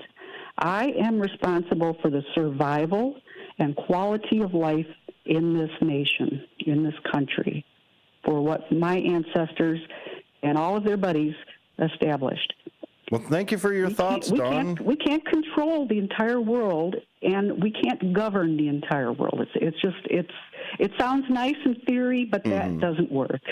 Of course. So give me a call sometime, okay? Yeah, thank you very much, Dawn. I really appreciate your time. We're going to go here to a quick break and reset the board over here and get trucking along with some more Apolitical Talk Show. Own an annuity, either fixed rate, indexed, or variable? Are you paying high fees and getting low returns? If so, Annuity General would like you to have this free book to learn the pitfalls and mistakes of buying an annuity. The Annuity Do's and Don'ts for Baby Boomers contains the little-known truths about annuities, like how to help reduce your fees and increase retirement income. And it's free. That's right, free. As a bonus, we'll also throw in a free annuity rate report just for calling. We researched over 1,000 annuities and summarized rates and benefits from financially strong insurers. You get Annuity Do's and Don'ts for Baby Boomers and the Annuity Rate Report, both absolutely free for calling Annuity General today. Hurry, supplies are limited. Call now. 800-760-1845. 800-760-1845. 800-760-1845. That's 800-760-1845. When I was in foster care, I never knew when I would have to move. So I always had my suitcase ready to go. Then one day I was adopted. My new parents opened their hearts and home to me. My parents cook my favorite breakfast for me every morning. My parents take me on trips I never thought I would go on. They gave me a home and an even better reason to use that suitcase. My parents aren't perfect, but they're perfect for me. Not everyone who handles your personal information is as careful as you are, which might explain why there's a victim of identity theft every 5 seconds in the United States. Fortunately, there's LifeLock. LifeLock will monitor hundreds of millions of data points a second for threats to your identity. And if your identity is stolen, a U.S.-based restoration specialist will fix it guaranteed or your money back. Save 40% your first year with my name, Clay, as your promo code at LifeLock.com. LifeLock, for the threats you can't control. Terms apply. Systems run everything. Government, economy, media, justice. They shape your choices, your opportunities, your future. But do they work for you or against you? On Apolitical Talk Show, we break them down. Not to destroy, but to understand. Because if you don't see how the system works, you won't see when it's being manipulated or who's benefiting from it. Power belongs to those who know the rules, challenge the loopholes, and demand accountability. That starts with knowledge. That starts here. Join us weekdays from 4 to 6 p.m. as we uncover what's really happening behind the headlines so you can decide for yourself what's fair, what's broken, and what needs to change. Apolitical Talk Show, breaking down the systems to build them up together. Right here, weekdays 4 to 6 on WRMN, the talk of the town.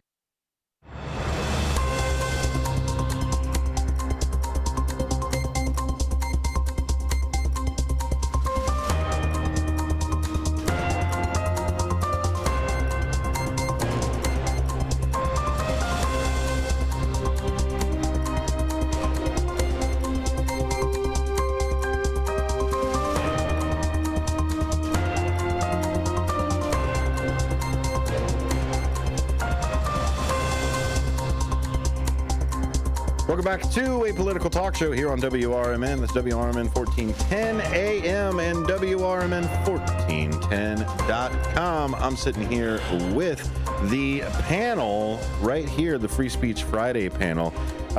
You're sighing because David Tease isn't in here yet, right? No, I'm sighing because the lawyer left. Because there are so many questions I wanted to ask Mr. Vasselli about our last call from our last caller.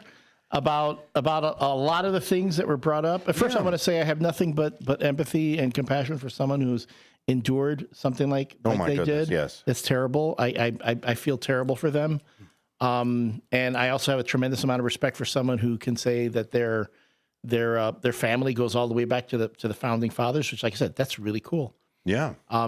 But again, there are things that I did take issue with, but I'm just going to let them go because I feel like I don't want to disregard a person's, I'm going to just say, do not want to disregard a person's trauma because to me, that's what it felt, the place that they felt like they were speaking from.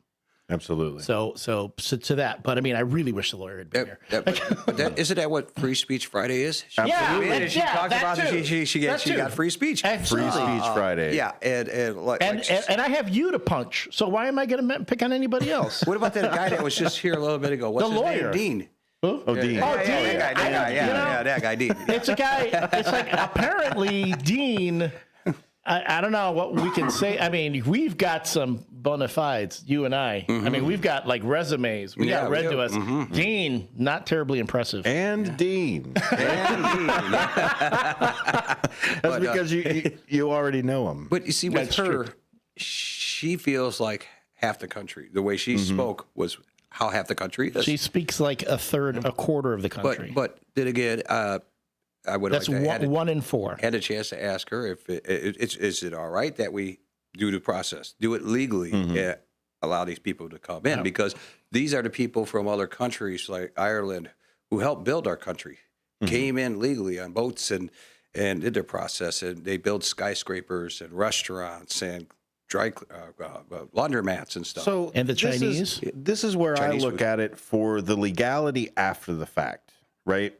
Is what a lot of people are angry about, especially with some of the people that were deported to El Salvador for it as well. They weren't even from already, but they were already in the process. Like a lot of people are showing up to immigration hearings and getting deported from immigration hearings, doing what they're supposed to, showing up for the thing, because the original sin is getting onto the soil without being invited, I guess is the best way to put it.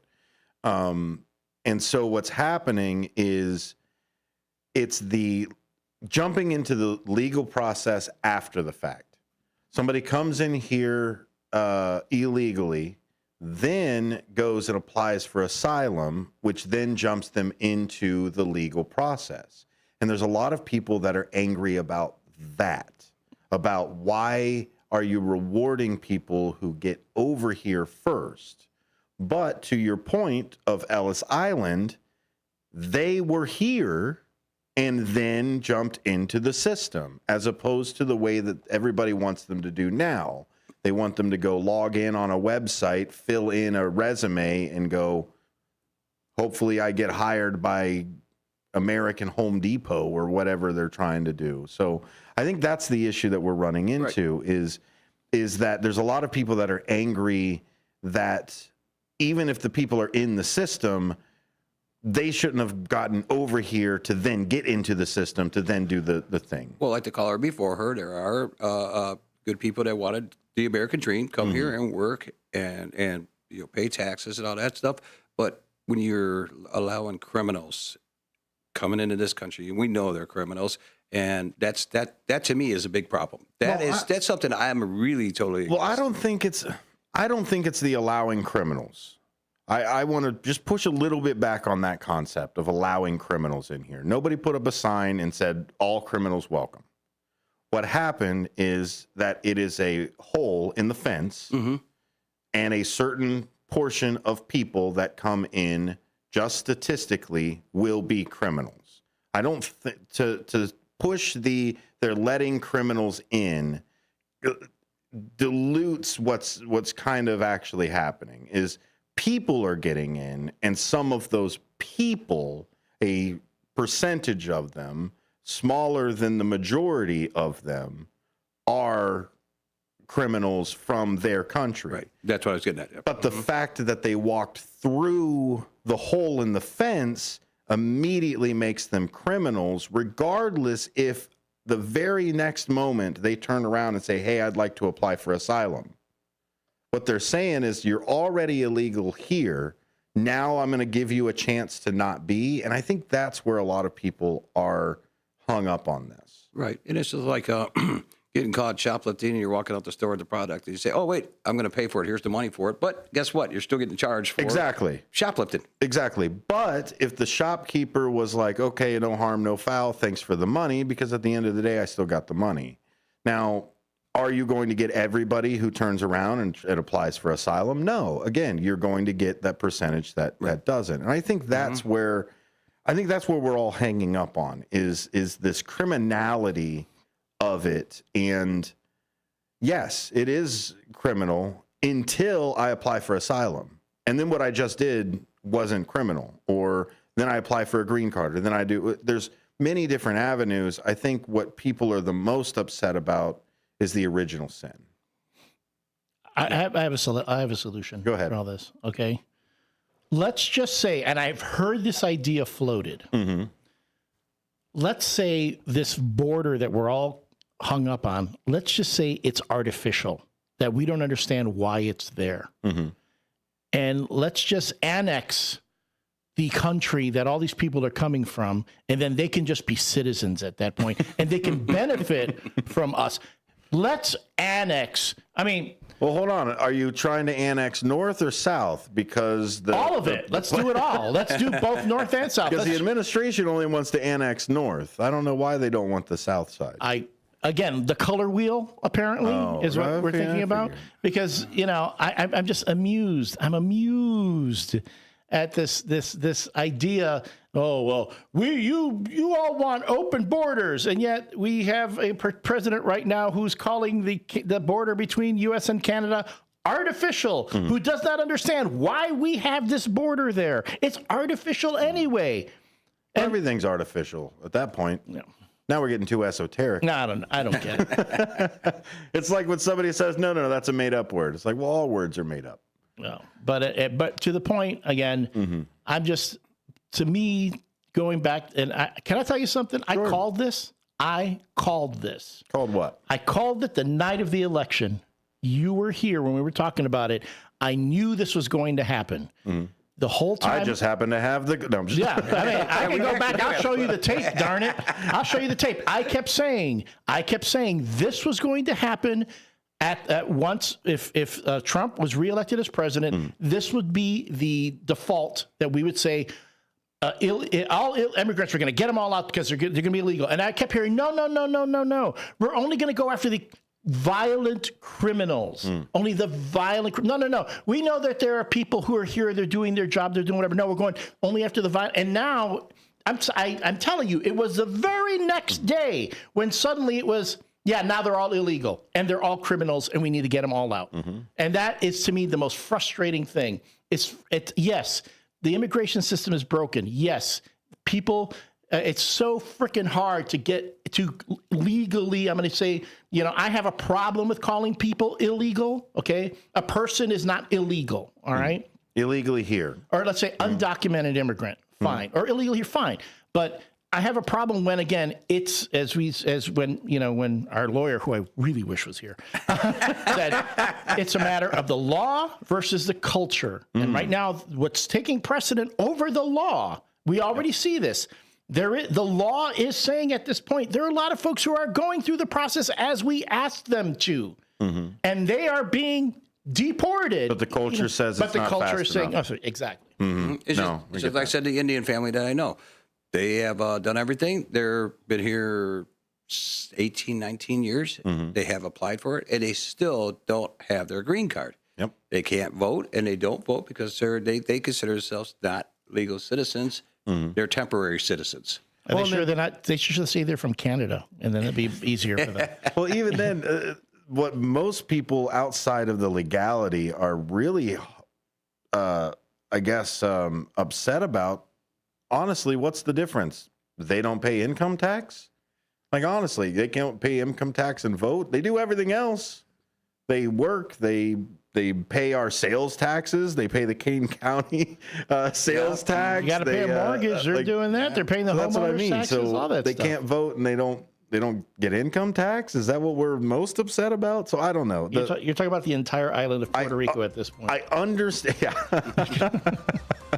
Yeah, but they keep voting not to join. But I absolutely understand the principle.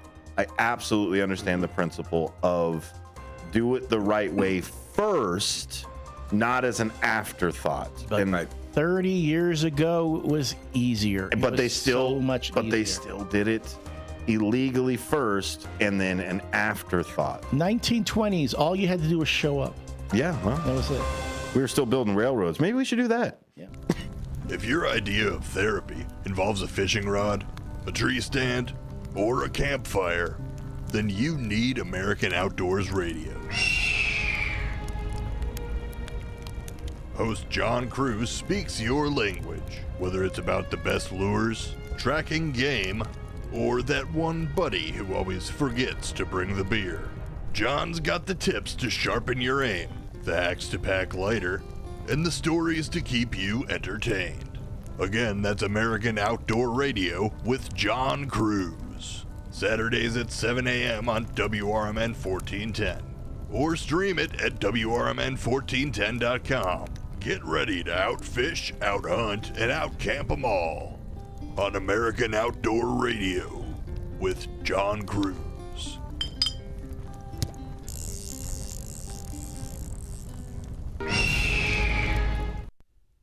Your hometown radio station since 1949. We are WRMN AM 1410, Elgin time, 5 o'clock.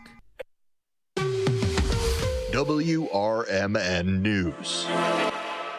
Hello, I'm Dennis Green. Fox River Grove's historic Bettendorf Castle has canceled all upcoming events after the village revoked its special use permit. The decision follows a zoning dispute between the castle's owners and the village board, which voted to rescind the permit, effectively halting public gatherings at the venue. The castle, known for hosting weddings, tours, and community events, have become popular attraction in the area. The owners expressed disappointment, noting the economic and cultural loss to the community. The village cited concerns over traffic, noise, and compliance with zoning regulations as reasons for the permit's revocation. In Barrington, the village board has approved a redevelopment agreement for the Golden Triangle area, aiming to revitalize the downtown district. The plan includes a mixed-use development featuring residential units, retail spaces, and public amenities. The project is expected to enhance the local economy and provide new housing options. Construction is slated to begin later this year, with completion anticipated in 2026. Also in Barrington, the village board has adopted a new local grocery tax to replace the state-collected version that will soon be eliminated. The move ensures continuing funding for municipal services that were previously supported by the state tax. Residents can expect the new tax to take effect in the upcoming months. For WRMN News, I'm Dennis Green. Thank you, Marky B, for 9 great years here at WRMN. Safe travels, and you're always welcome here. Produced in Studio 14 by the River Media Network. From the pages of the Elgin newspapers of 100 years ago today, these are the headlines brought to you by the Elgin History Museum. I'm Nick Freeman, and here's what was happening in our fair city 100 years ago. Blast injures watch workers. An explosion in the hardening room at the watch factory this morning at 7:35 o'clock resulted in injuries to 2 employees and caused damage estimated at more than $1,000. The injured are Christian Schauer, oiler, bruised and cut by flying debris, and August T. Fish of the hardening room, rendered unconscious by force of explosion and effects of gas. The explosion could be heard in practically all of the factory rooms, coming as it did a few moments after the employees had taken up their work. The effect was startling. Luckily, Schauer and Fish were the only ones in the neighborhood of the fan. Schauer was knocked to the floor and covered in soot, oil, and grime. Bending over to pick up his knife, Fish missed the full impact of the explosion as it crashed through a window and over his body. He received enough of the blast, however, to knock him out for several minutes. The gas caused the man to choke after the manner of a person who is rescued from the water. Work in repairing the fan was started immediately, as the hardening room is vital to the general functioning of the entire shop. Elgin 100 Years Ago is a presentation of the Elgin History Museum. Be sure to visit the museum located at 360 Park Street in Elgin, open Wednesday through Saturdays 11 to 4. You can also listen to Elgin 100 Years Ago at www.elginhistory.org. This is Sarah Silver with your Fox Valley forecast. This afternoon, a chance of rain showers with mostly cloudy skies and a high near 57. Tonight, a chance of rain showers with mostly cloudy skies and a low around 44. Tomorrow, a chance of rain showers before 1 p.m. with mostly cloudy skies and a high near 55. Currently, it is 56 and overcast. I'm Sarah Silver on the Talk of the Town, WRMN. Are you a small business owner who needs immediate cash flow? At Swish Funding, we have flexible funding options from $25,000 to $2 million. For the best rates and terms for your business, just one application to Swish Funding gives you access to our entire network of funders, with cash in your account in as little as 24 hours. To qualify, you must be in business for at least 1 year with monthly revenue of $50,000. Apply at swishradio.com and use code RADIO. Swishradio.com, code RADIO. Are you looking to buy, sell, or trade something? Maybe clean out that attic or basement, or just make a little extra cash? Then don't miss Tradio on Out to Lunch with WRMN AM 1410. Weekdays at 12:30 p.m. Call in to let folks in the Fox River Valley know what you're looking for or what you've got to get rid of. It's easy, it's free, and it's a great way to connect with your community. Call in at 847-931-1410. That's 847-931-1410. If it's got to go, then let us know. Only on Tradio, here on WRMN AM 1410. For nearly 2,000 severely injured veterans, everyday life has become filled with barriers. So we build specially adapted homes at Homes for Our Troops. And thanks to our donors and supporters, this life-changing gift of freedom is provided mortgage-free to these veterans. But we need you to join us too in completing this important mission. Please visit hfotusa.org and help build homes and rebuild lives.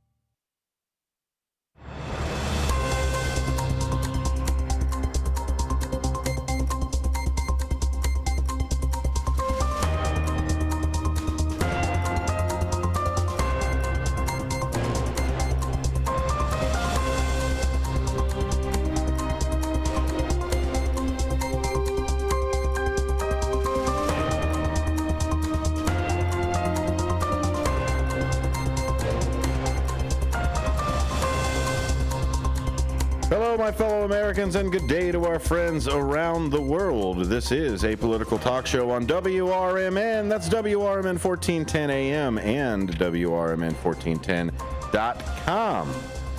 Thanks for being here. Thanks for watching, those of you that are on the chat. We already see a couple people there. Hi, Brendan. It's good to see you there. Hello, Brendan. Michael's in there as well. We've also got Dean jumped in. Crystal, the boss lady, is getting in there. Jeff, a whole bunch of other people. We got a call from Don. We got a call from the Dutchman. All kinds of different happenings going around here. I've also got the Free Speech Friday panel. Two of them today. That would be Elliot Serrano and Mr. David Tees and Dean. No, I'm just joking. Dean doesn't. I got so much crap. I should have written Dean something guy. nice. Can I tell you, the roasting we got off the air, I wish the YouTube had been running then, because we got roasted. I'm telling you, I still have singe marks around my eyebrows right now. Can I say something? I want to. Yesterday was my mother's birthday, so I want to wish her a belated happy birthday. I was with her yesterday, but yeah, so she's. It was her birthday, May 1st. So what'd you get her? Pardon me? What'd you get her? Well, I have she doesn't really want anything, but we had a nice homemade shrimp scampi noodle dinner. So you didn't even take her out? What did she cook? Or did you cook? She's been in and out of the hospital because she's got some back problems. Did you bring her food? We had shrimp scampi noodles all cooked up homemade. It was very good. Happy birthday! Yeah, Happy so birthday. it's her birthday. So happy birthday, Ma. Mama Tees. Mama Tees? Yeah, Mama Tees. Happy birthday, Mama Tees. Your son loves you. He won't stop talking about you. That's what I talk about off the air every time. My mom. Michael Scott brings up some great points here about last hour's discussion. He says, without being invited, you mean illegally? Yeah, absolutely. There was a hole. You mean Biden said it's okie dokie to come in? Okay, I could see that. Yeah, but more people were deported under Biden than even Trump previously. That's very true. Well, he's working on that high score. Give him some time. It's only 100 days. He also says it's frustrating to you for someone to deliberately break the law. The law is if you cross the border illegally, it's illegal and broken the law. Absolutely. No, there's a lot of people that that happens. They broke the law when they came in here. But here's the problem: is the law also states that if you came in here illegally and then applied for asylum, now you are part of a different law and a different process. So that's where I think people are the most frustrated about, is the first law that's broken is coming in, and then they have a frustration with if I say the magic words, then I am now here legally instead. So I don't know. The action hasn't changed. Just, again, the paperwork. Yeah, but it's not like you just say, it's not like Michael Scott in The Office going up saying, I declare bankruptcy. It's not like that. You can't say, I declare asylum. No, you have to. You go through the process. You go through the process. And there are times when they will say, you know what? You can't just say you get asylum, you want asylum. You haven't proven it. Sorry. No. And there are times when they went, you know what? You're right. You are entitled to asylum. Is this an education problem, both on the way to get in, for them not necessarily knowing, but also us Americans also not knowing that process? That is huge. Yeah, but that is true. That is huge. But I will say it's back to a culture thing. Okay. It is a culture thing. I'm sorry. I'm sorry.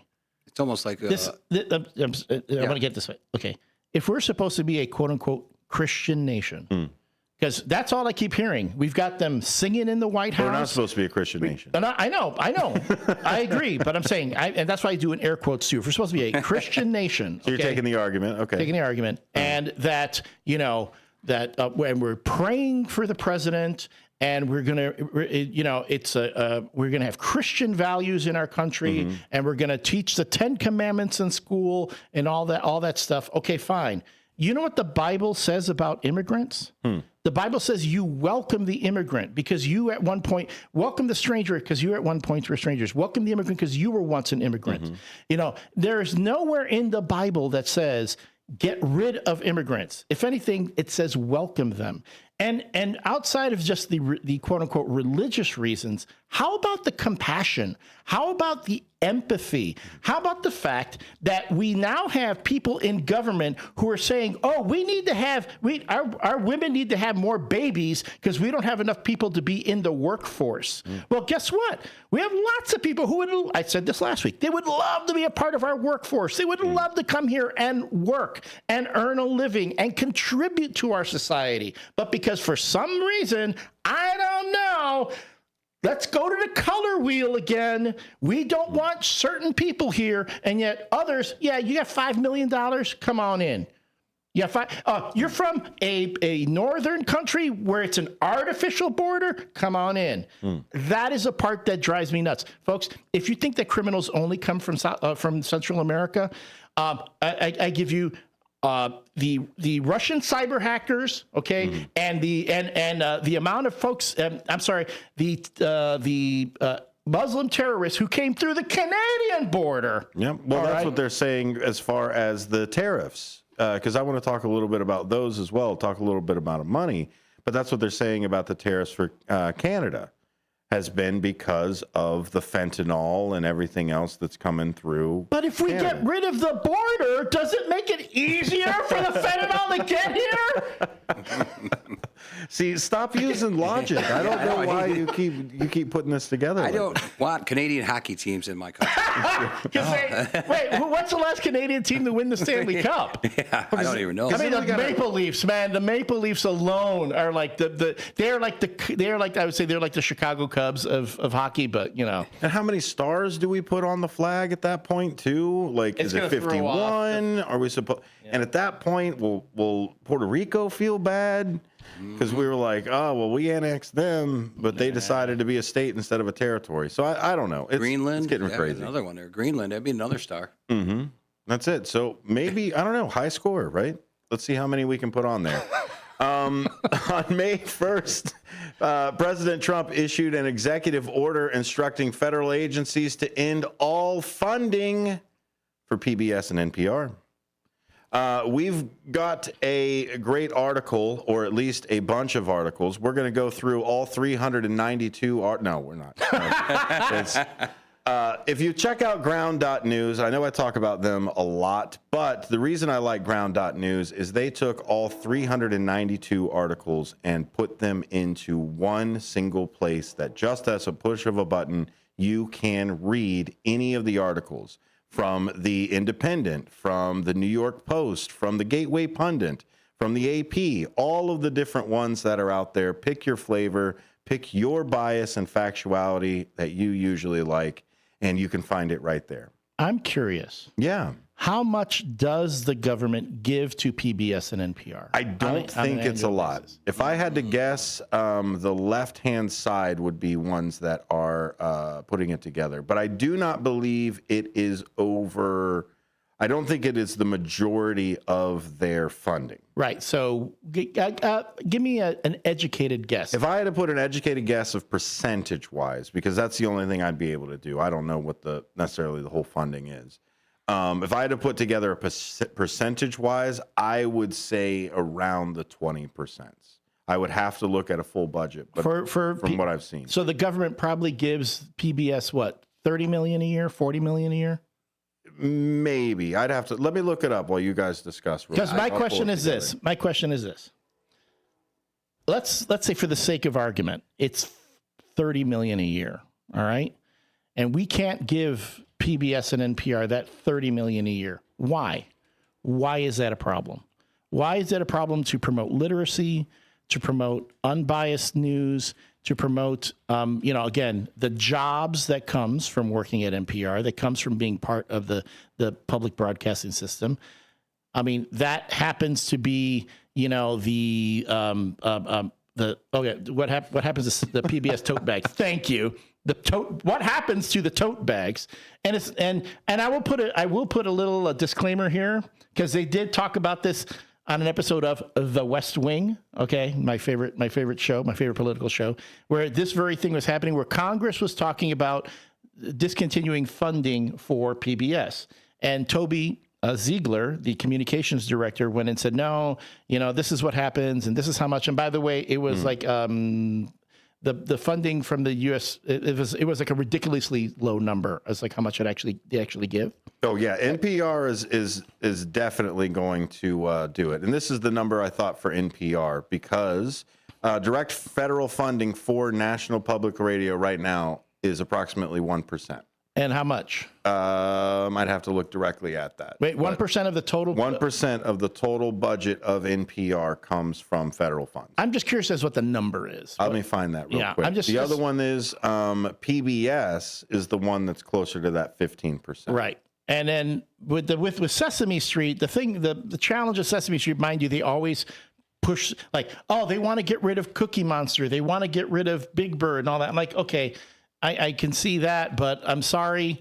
The Children's Television Workshop, they make a lot of money in merchandising. So it's not like they're going to go bankrupt if they don't get the federal funding. Well, and that's the issue with a lot of it too, is it's not PBS or NPR national, the one that heads up the network. Right. It's the individual stations that are going to get it. And those individual stations are upwards of 50% or so higher. Now, national PBS is close to that 15% or that 20% if you depending on which year you look at. For what it's saying here for fiscal year 2025, it is 15% for PBS. Now, they say the Corporation for Public Broadcasting, which owns essentially both of them, is $535 million, supplemented by $10 million in interest, totaling $545 million in revenue for the whole thing. So, and then the percentage of that you said was 1% of $535 million. $545 million. So we're looking at $5 million, $5.5 million from the government. From the government for NPR. That's 2 weekends of golf. Yeah. That's 2 weekends of our current president golfing. Well, you know what? We all have to make sacrifices. Sometimes you got to cut out your Netflix. Sometimes you got to cut out your Bedminster golf tournament. Maybe you won't get 30 dolls for Christmas. Maybe you'll only get 2 this year. Maybe you won't play 30 rounds. Maybe you only play 2. I'm dumbfounded at and this is as a person who deals in marketing and messaging, the utter self-contradiction that we get every time. We don't have money for this, but we have money for this. This shouldn't get it, but this will. These people shouldn't be here. These people can. And I am not even going to address the comment on the YouTube page, which I'm sorry, I'm going to disagree. But they're not going to get that money because they're supposed to be non-biased. I mean, that's why they're not going to give it to them. But they're not biased. How are they biased? Well, they covered a lot of stories. They're supposed to be a public broadcasting they're supposed station, to cover, right? They cover things without a bias. When you're not covering the Hunter Biden laptop story. Because that wasn't a story. They covered it. They covered it, but they also showed that it wasn't real. Yeah, well, it was real. Well, real in that it existed, but was it a true thing? No. What about it was not reported? I don't really watch. Did you not hear I don't about watch it? the station, but I do know that their reasoning is why they're not going to fund them, because they're supposed to be they're supposed to be fair to everybody. They're not supposed to just favor one side and one story and then bash another side. They're supposed to be fair with everybody. That's very true. Well, then why didn't there's a lot of people that complain about NPR and PBS and don't watch it. Well, yeah. And complain about the bias of it and complain about the whatever. As far as I know, there's only been one news network that has had to pay almost $1 billion of funds because of being biased. Yeah. So that's, I don't know. But again, back to funding. Right. If you want to be a private company, do whatever you want to. Absolutely. Exactly. So you're back to that side. But when I ask for examples of how they are biased, that's when people don't necessarily have the specific sides to it. And I'm not pointing you out in that side. What I'm saying is that a lot of people that say that PBS and NPR are biased don't watch it. Right. And then why should they pay for it?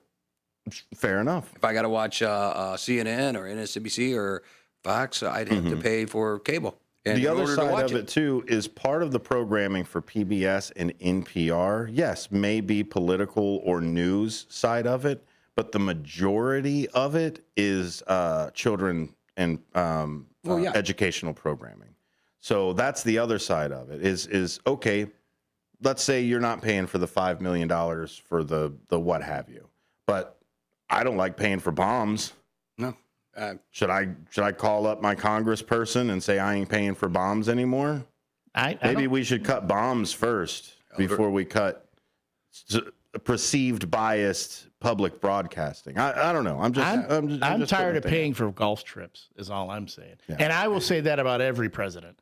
I do not care Absolutely. for that. Beach trips, golf trips. Beach trips, golf trips. Again, yes. And tell me why your guy is better. That's all I keep saying. Yeah. Well, and that's the other side of it too. They're not going to be better until we vote better people in. Right. That's honestly it's shame on us every single time. I agree. Every single time it's shame on us. Look. We put those people in place. Like we're the ones who voted them in. Right? Is there shame on us? But the way I wanted to kind of end this on here is there's a lot of bias on this because it is such a popular kind of cult of personality type of discussion on this. And I just want to give a couple of the headlines. The Federalist comes in and says 12 reasons why NPR and PBS deserved to be defunded is a headline on the right. And let's see here. Trump says he's ending federal funding for NPR and PBS. They say he can't. And that's a leaning left side for things. So you can see why, depending on what you read and where you start your first news article for something, can really start to paint a picture.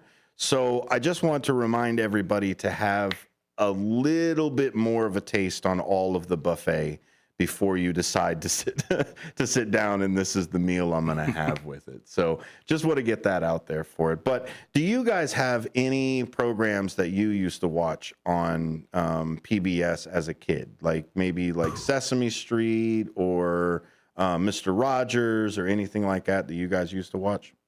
The Electric Company. Remember the Electric Company? Yes. Hey, you guys! Rita Moreno.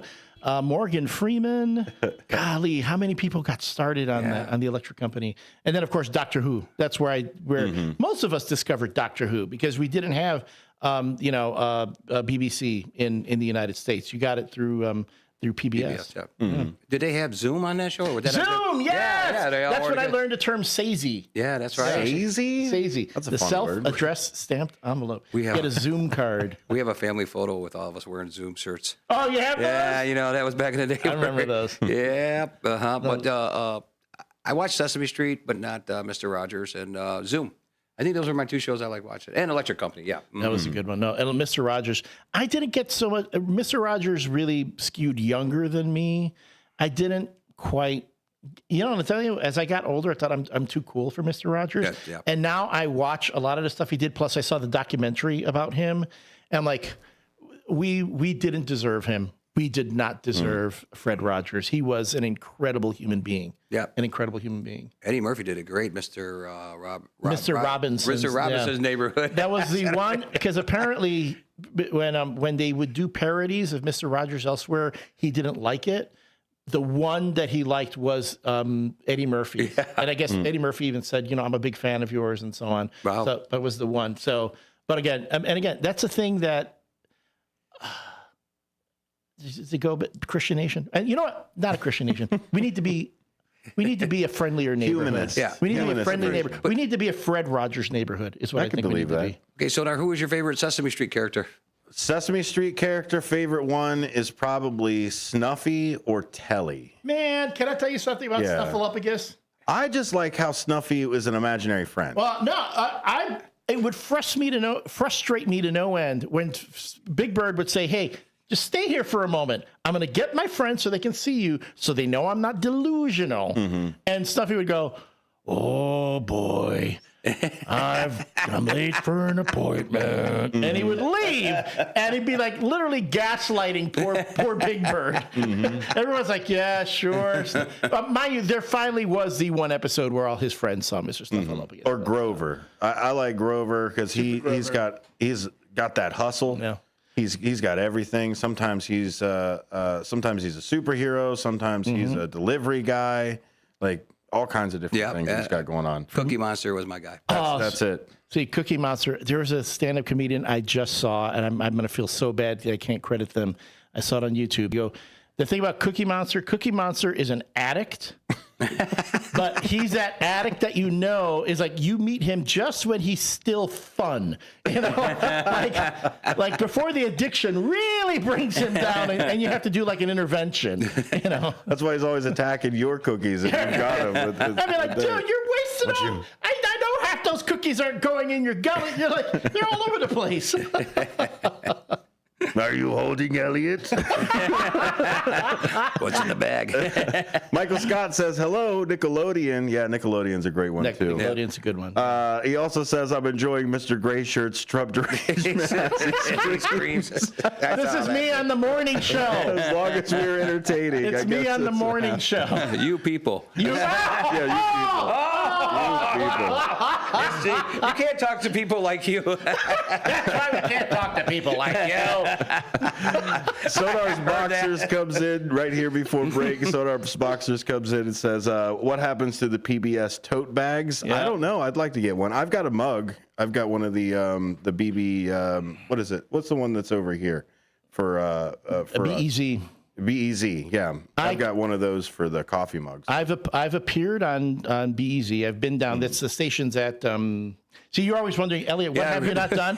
Yeah. I go, Their resume. I've been on NPR, and I would go to. They have their stations over in Navy Pier. It's like literally in Navy Pier, and the studios are. I was on with Jen White before she moved to DC. Okay. And as I was walking through, it was great, and all the mugs were out, and I was like, there's nobody stopping me from just grabbing one and on my way out. All you do is you open up that tote and you just arm the a little bit of swag and walk out.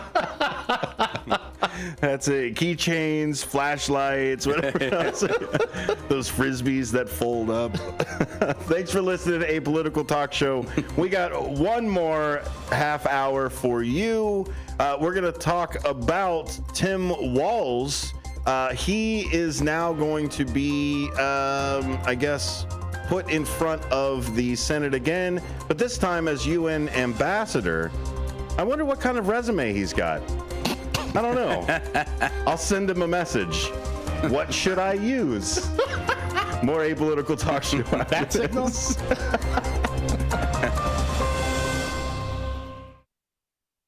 With your 1410 WRMN News Flash, I'm Sean Curdan. Brought to you by Cintas, the third annual Taco Bout It with a Cop. community event is happening on Monday, May 5th from 5 to 7 p.m. at 75 Clock Tower Plaza. Residents are invited to meet with local police officers, ask questions, share concerns, and enjoy some tacos. Local organizations will also be on hand to provide resources for families. The City of Elgin seeking applicants for a diverse range of positions, both full-time and part-time. Opportunities include Assistant City Manager, Assistant Water Director, Marketing Specialist for Cultural Affairs and Special Events, and Social Worker. Find out more on the City of Elgin website. The third annual Taco About It with a Cop community event is happening on Monday, May 5th from 5 to 7 p.m. at 75 Clock Tower Plaza. Residents are invited to meet with local police officers, ask questions, share concerns, and enjoy some tacos. Local organizations will also be on hand to provide resources for families. With your 1410 WRMN News Flash, I'm Sean Credan. It's Macy's Friends and Family Sale. Hurry in for insider deals on must-have spring styles from your favorite brands, like an extra 30% off new dresses, handbags, and accessories from Karl Lagerfeld Paris, Donna Karan New York, Avec La Vie, and more. Plus, get 15% off fragrances, beauty, and skincare, too. It's not only the best time to shop for yourself, it's also the best time to shop early for Mother's Day. Don't miss Friends and Family and Sunday at Macy's. Savings off regular and already reduced prices. Exclusions apply. Are you a small business owner who needs immediate cash flow? At Swish Funding, we have flexible funding options from $25,000 to $2 million. For the best rates and terms for your business, just one application to Swish Funding gives you access to our entire network of funders, with cash in your account in as little as 24 hours. To qualify, you must be in business for at least 1 year with monthly revenue of $50,000. Apply at swishradio.com and use code RADIO. Swishradio.com, code RADIO. Let me tell you a story about Bill. Bill was a normal guy in his 50s. He had back surgery about 2 years ago. Bill was in a lot of pain. He dealt with his pain by taking the Percocets his doctor prescribed for him. Bill took more and more and more of them to help with the pain, until one day the prescriptions weren't enough to get rid of Bill's pain. Then one day Bill found someone to help him get rid of the pain with illegal drugs he didn't need a prescription for.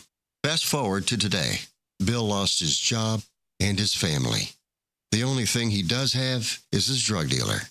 If you know Bill's story and you don't want to end up like Bill, call the Detox and Treatment Helpline right now to get away and get treatment. 800-694-1127. 800-694-1127. 800-694-1127. Call right now. Help is standing by. 800-694-1127.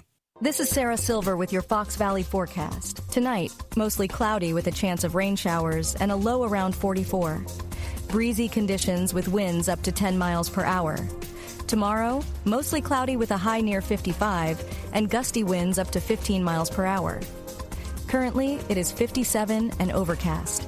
I'm Sarah Silver on the Talk of the Town, WRMN.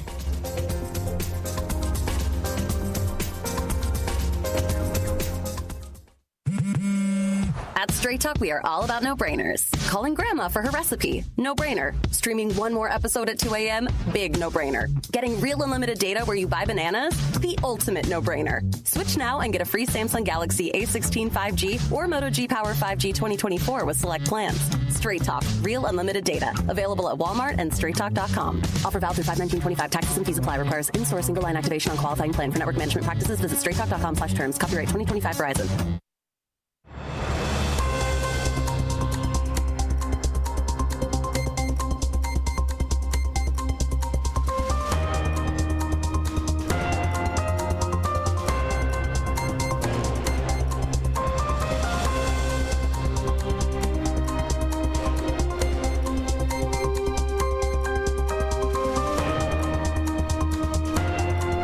Hey, Brendan, how you doing? Thanks for listening. We are here on WRMN Radio, an apolitical talk show. I'm having fun. Yeah. Can I say I'm having fun? You should. Is that okay? Fun Friday. Oh, wait, Free Speech Friday, but okay. It's been fun free speech. I mean, I started the show. I mean, I showed up today, got to talk to the organizer of the GalaxyCon Nightmare Weekend. Mm-hmm. That was fun. I heard that. And then I tried to bribe Dean to let me co-host the mornings starting next week. That didn't go over. Yeah. All right, back to the drawing board. Got to sit with the sponsor of the morning show. Yeah. Mr. Jimmy Vaselli. Jimmy Vaselli. The new sponsor for the WRMN morning show. And a great great spoke about the law, spoke passionately. Again, I can't, it's really nice to know that someone like that is associated with WRMN. I've gotten to sit here with my good friend, Mr. David Tees. Dr. Tees. Dr. Tees. Dr. Tees now. Hey, good friend. I'm loving this good now. friend. No, you're like that. Remember that band, Dr. Hook? Yeah. When you're in love with the beautiful. So that's how you got your doctorate. Queen of the Silver Dollar is my favorite one. Oh, that's a good one. Can I ask you a question? Yeah. What did you do with the money your mom gave you? Well, for lunch? No, for singing lessons. Seriously. Well, oops, zinger. I spent them on comic books, which is why I turned out the way I am right now. It has been a fun time. And and it has been fun. Even with the folks on the YouTube who are chiming in. Oh, yeah. And Brendan, again, Brendan is such a loyal listener. And it's like, Brendan, just so you know, every time you ask someone to say hi, trust me, I see you. I wish I could say hi every time. I can't, but understand, I see you. Even when I'm not here. Yeah. Like when you're on, by the way, folks, even when it's not Free Speech Fridays, listen to Apolitical Talk Show during the week. This man over here is on a roll. He's been on a roll about things. And I was like, whoa, ho, ho, ho. And I'm on the text line, and I'm just texting in, I'm changing it to a constitutional talk show. So yeah. So anyway, but more to the point, Brendan, I see you. Everyone who's commenting, who listens, watching on the YouTube, listening over the air, thank you so much. And that's the great part about community radio. Everyone has a voice. I like his name, Brendan. That's a cool name. Yeah. And we got Michael Scott and Sonar's Boxers. I love when both of them are in the chat at the same time because it's two different viewpoints, and we finally got over the be mad at each other. We can now let's poke at each other a little bit, not take it so personal. And I see Michael Scott, and I think Steve Carell. That's where the whole I declare bankruptcy. That's what set me off at that point. But Mike and Sonar's Boxers rocking it over there. We've also got Dean DeLaley. He is very valuable and amazing. He doesn't have a whole lot of... And Dean, right? Dean, yeah, it's like we just know him as Dean. Like, I've got to write something now because now I feel bad. I got to have the AI write something for him too. Guy on the street, Dino. Honestly, this is the type of exchange that can fix some of these broken policies and laws. Communication, fair exchange, and respect to each other, especially the empathy that was extended to the earlier caller. Yeah. And absolutely, that's the way to do it. We have to be able to talk to each other about things that are hard sometimes. It's just the way it is. Now, do you want to do it publicly on the radio with us? Jump on in. But talk with somebody. Talk with your neighbors. Talk with people that are different than you or a stranger or something. And sure, I get it. Maybe politics isn't something that you bring up at a grocery store line, but maybe it's something that you talk with a friend you haven't seen in a while. Or somebody that you trust at church that you don't necessarily go and talk to all the time. Talk to somebody who's different than you in your circle. Outside of that, you'll get a lot of perspective. And don't just talk. Listen, right? Fair enough. I think a lot of times we will talk, and I know I'm guilty of this myself. It's like, you say something, and I'm already thinking about how I'm going to counter your argument.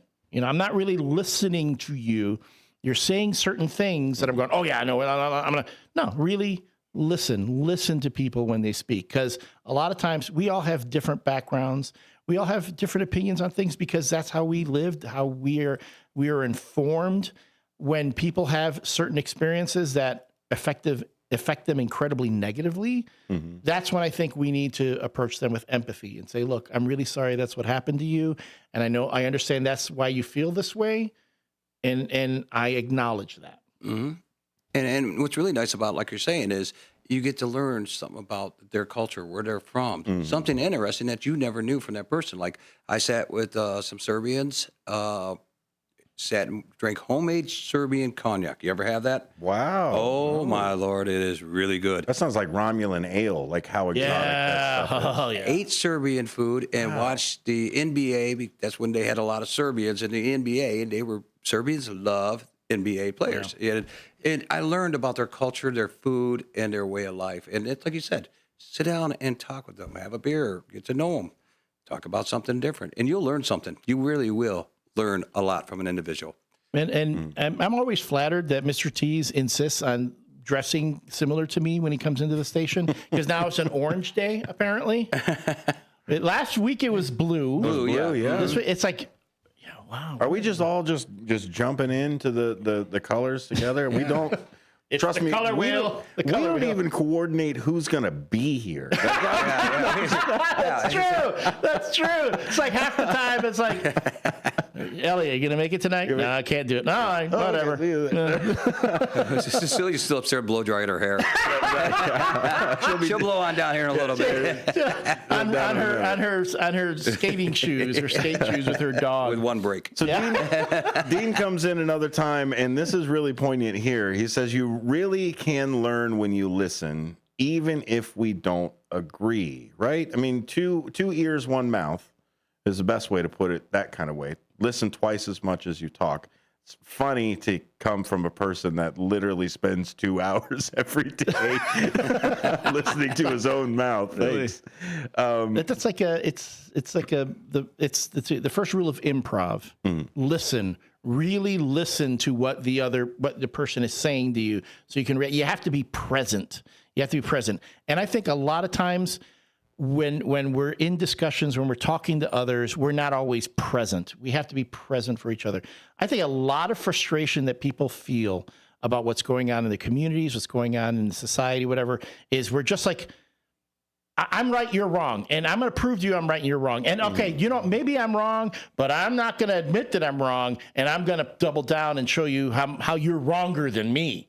So so being present and approaching that is like, I'm going to really listen to you. I want to see where you're coming from, and I want to be able to meet you where you're at. Just like I'm hoping that you will do the same for me. Man, don't just assume that the other guy's an idiot. Give them a chance to prove it to you. Is that about? Why is he looking at you? I was trying as hard as I can. It's the same way my wife looks at me.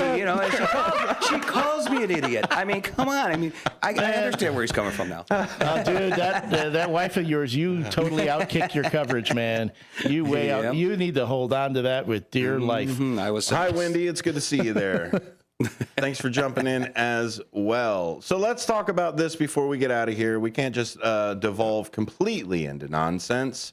Let's talk about Mike Walls, a former U.S. congressman and former national security advisor under President Donald Trump, has now been nominated to serve as U.S. ambassador to the United Nations.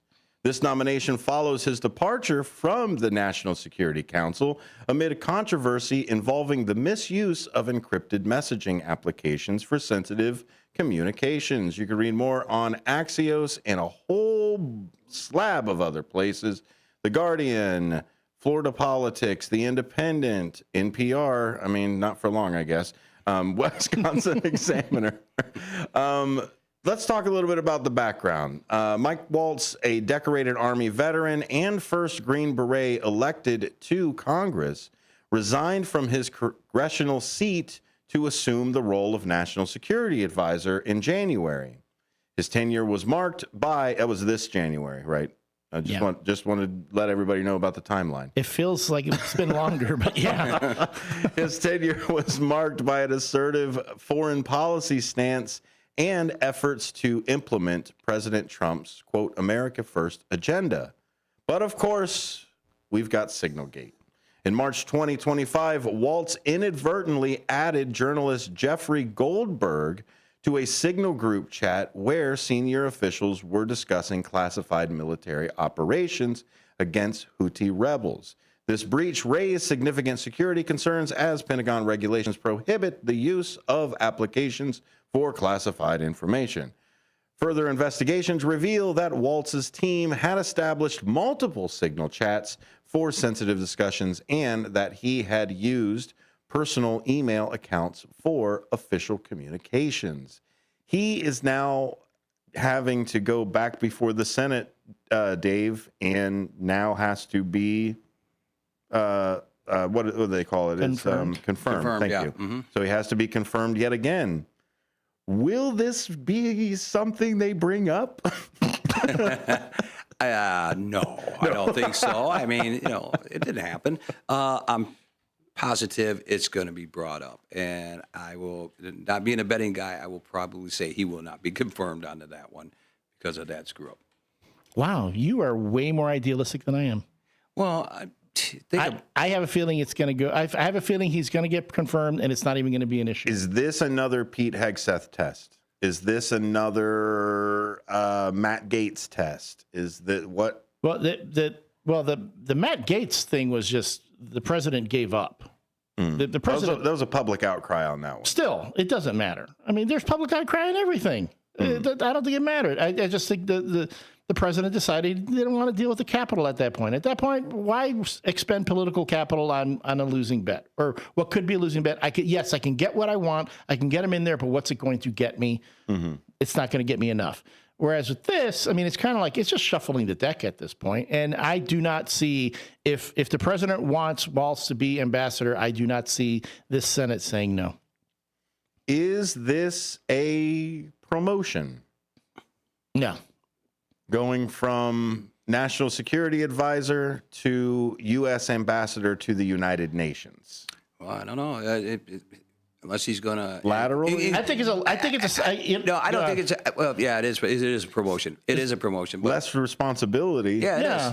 But he might include the Ayatollah in a group text. Too. I mean, that's probably why they're sending him into this job. I don't know. I mean, at what point do you actually give him his phone back? Not like a fake phone that all the calls are routed to. The one that you give your kids when they keep wanting to use your phone. I want to play on the phone. Okay, here. Take yes, you can no longer have a Apple. You now have a jitterbug.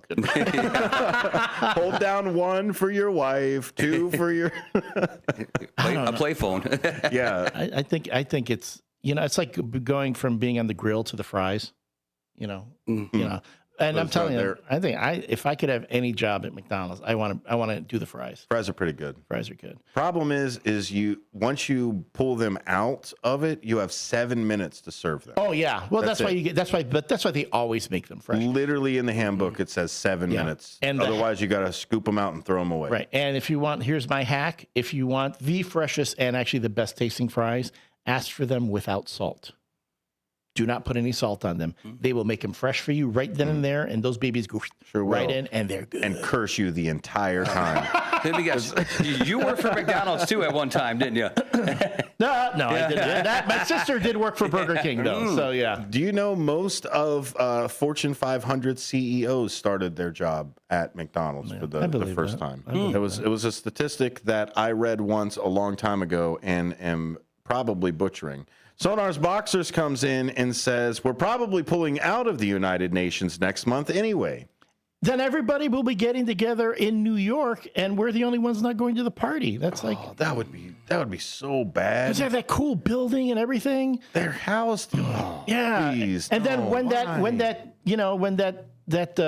Bond villain finally calls the United Nations and says, I want to, when Dr. Evil, threatens he wants $1 trillion. The U.S. isn't even going to be there to accept the call. Maybe that's why Walt's going to be in the building by himself over there. Where'd everybody go?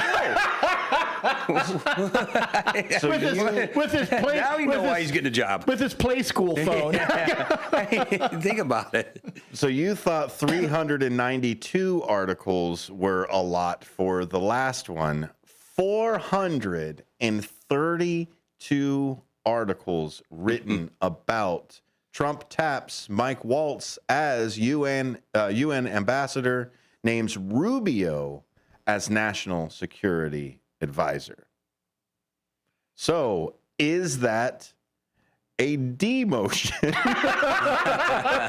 Okay, so again, I've watched The West Wing, and I know if you're the what was Rubio before? So he would have been Secretary of State. Yeah, Secretary of State. He was Secretary of State. Yes, this is. If you're Secretary of State, you are the face of the United States to the world. Yep. You're like. I think somewhere in line in the line of succession, you get to be president too. I think it's after the Senate pro tem. I forget who it is, but secretary, when you're Secretary of State, that's like the next bit that you put on your resume to become president of the United States. Are you ready for this? We talk about consolidated power.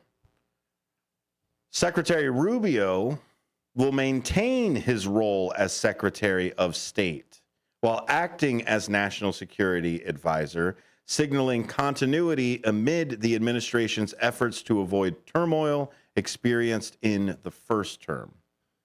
So he is still going to maintain it. I don't know when or if they will replace that National Security Advisor position. All I know is that on every episode of The West Wing, we only saw Nancy McNally, and she was the National Security Advisor. We did not see the Secretary of State until like the fourth season. So it doesn't seem that important, according to television. Like CEO of Tesla. Right, yeah. There you go. No, but, okay, so I'm not military, and maybe to you, this sounds like the most ridiculous thing in the world. Yeah. But to me, it's like, again... If you're losing anything, it is expertise. And to me, I would think a national security advisor is someone who's been around the block a few times and really knows and can say, look, this is what's happening here. And while I can't believe I'm going to say this, while I might respect Marco Rubio for his experience, I don't think he's been around the block enough times to be able to say, I know the world. Do you remember when, I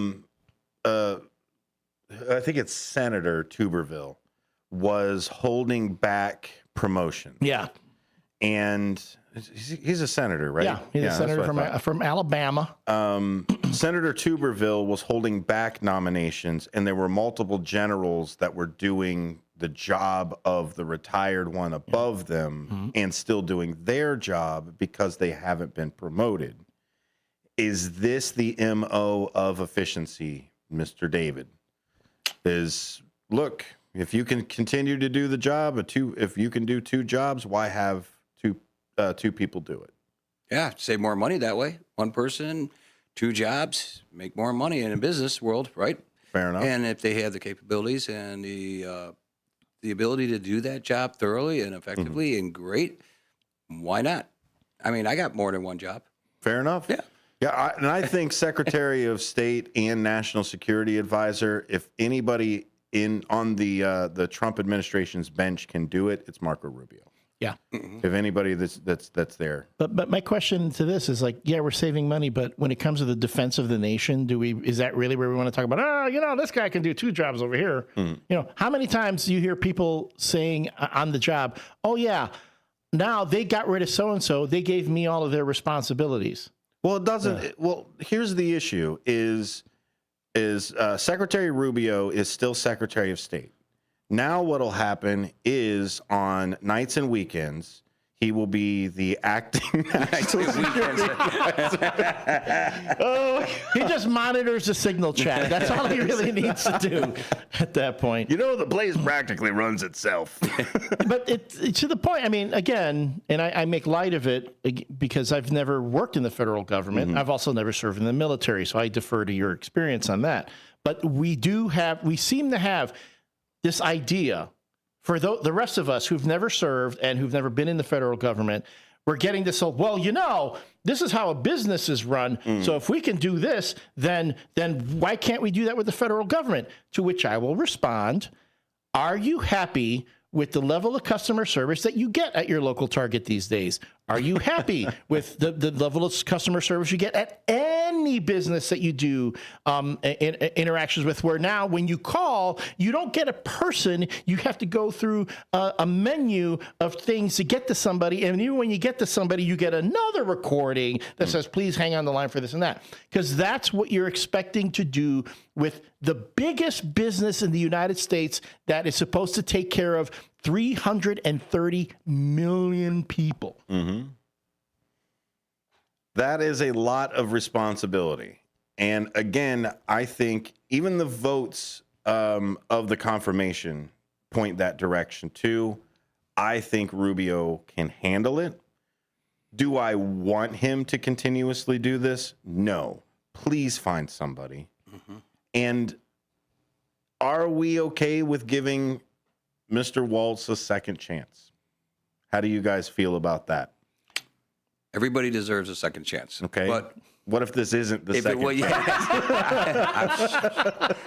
I don't know if it is or not, but everybody deserves a second chance. But in a situation like that, that was pretty bad screw up. Yeah, everybody deserves a second chance. But I think the issue is that, like, why give them a second chance to do this? Right.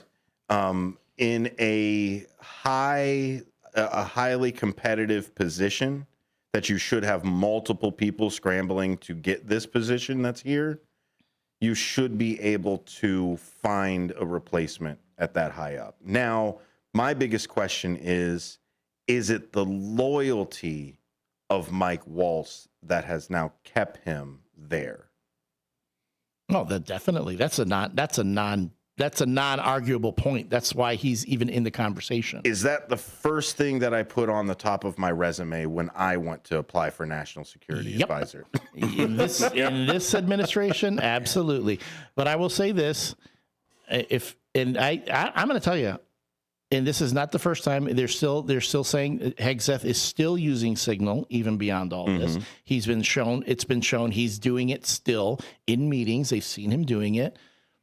What if a year from now, looking back on this, we find out American lives actually were lost because of this sort of thing? But we find out about it way later because, well, the media isn't going to cover it, or there's certain people in the government who aren't going to say it because they got to keep it hush because they don't want to get it from up top, that is the culture that you have right now. What's the statute of limitations on national security? Or honestly, the Espionage Act is really what that falls under. Yeah, but it's already a blatant. You've had several experts already say it's a violation of the Espionage Act. Yeah, but now we're saying it's not. We've got Wendy coming in and saying happy belated anniversary to Bob from April 30th. Happy belated anniversary there, Bob. Sonar's Boxer says, what's Matt Gaetz up to? Podcast. I don't want to know. He's got a podcast now. He does? Yeah. Is he on like the War Room? Something like that. Yeah, okay. But he just started a podcast. Okay, yeah. I can see that. Well, now we've got Ted Cruz on WGN, right? Oh, okay. Well, good old Teddy. Ted Cruz. Ted Cruz. Is he going to sing? Is he going to read Dr. Seuss sometime? Sign copies of a book that he never wrote? Raul Cruz, Mr. Ted. Ironic that the Green Eggs and Ham is a book about being open-minded. Yeah. Or if you read it backwards. Thanks for listening. A Political Talk Show.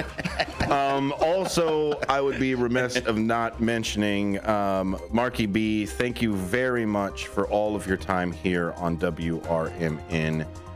For your Monday through Friday. We hope to have you in any chance that you can get. Hi, I'm Ryan Blaney, a third-generation race car driver, and we dedicate a lot of our time to going as fast as possible.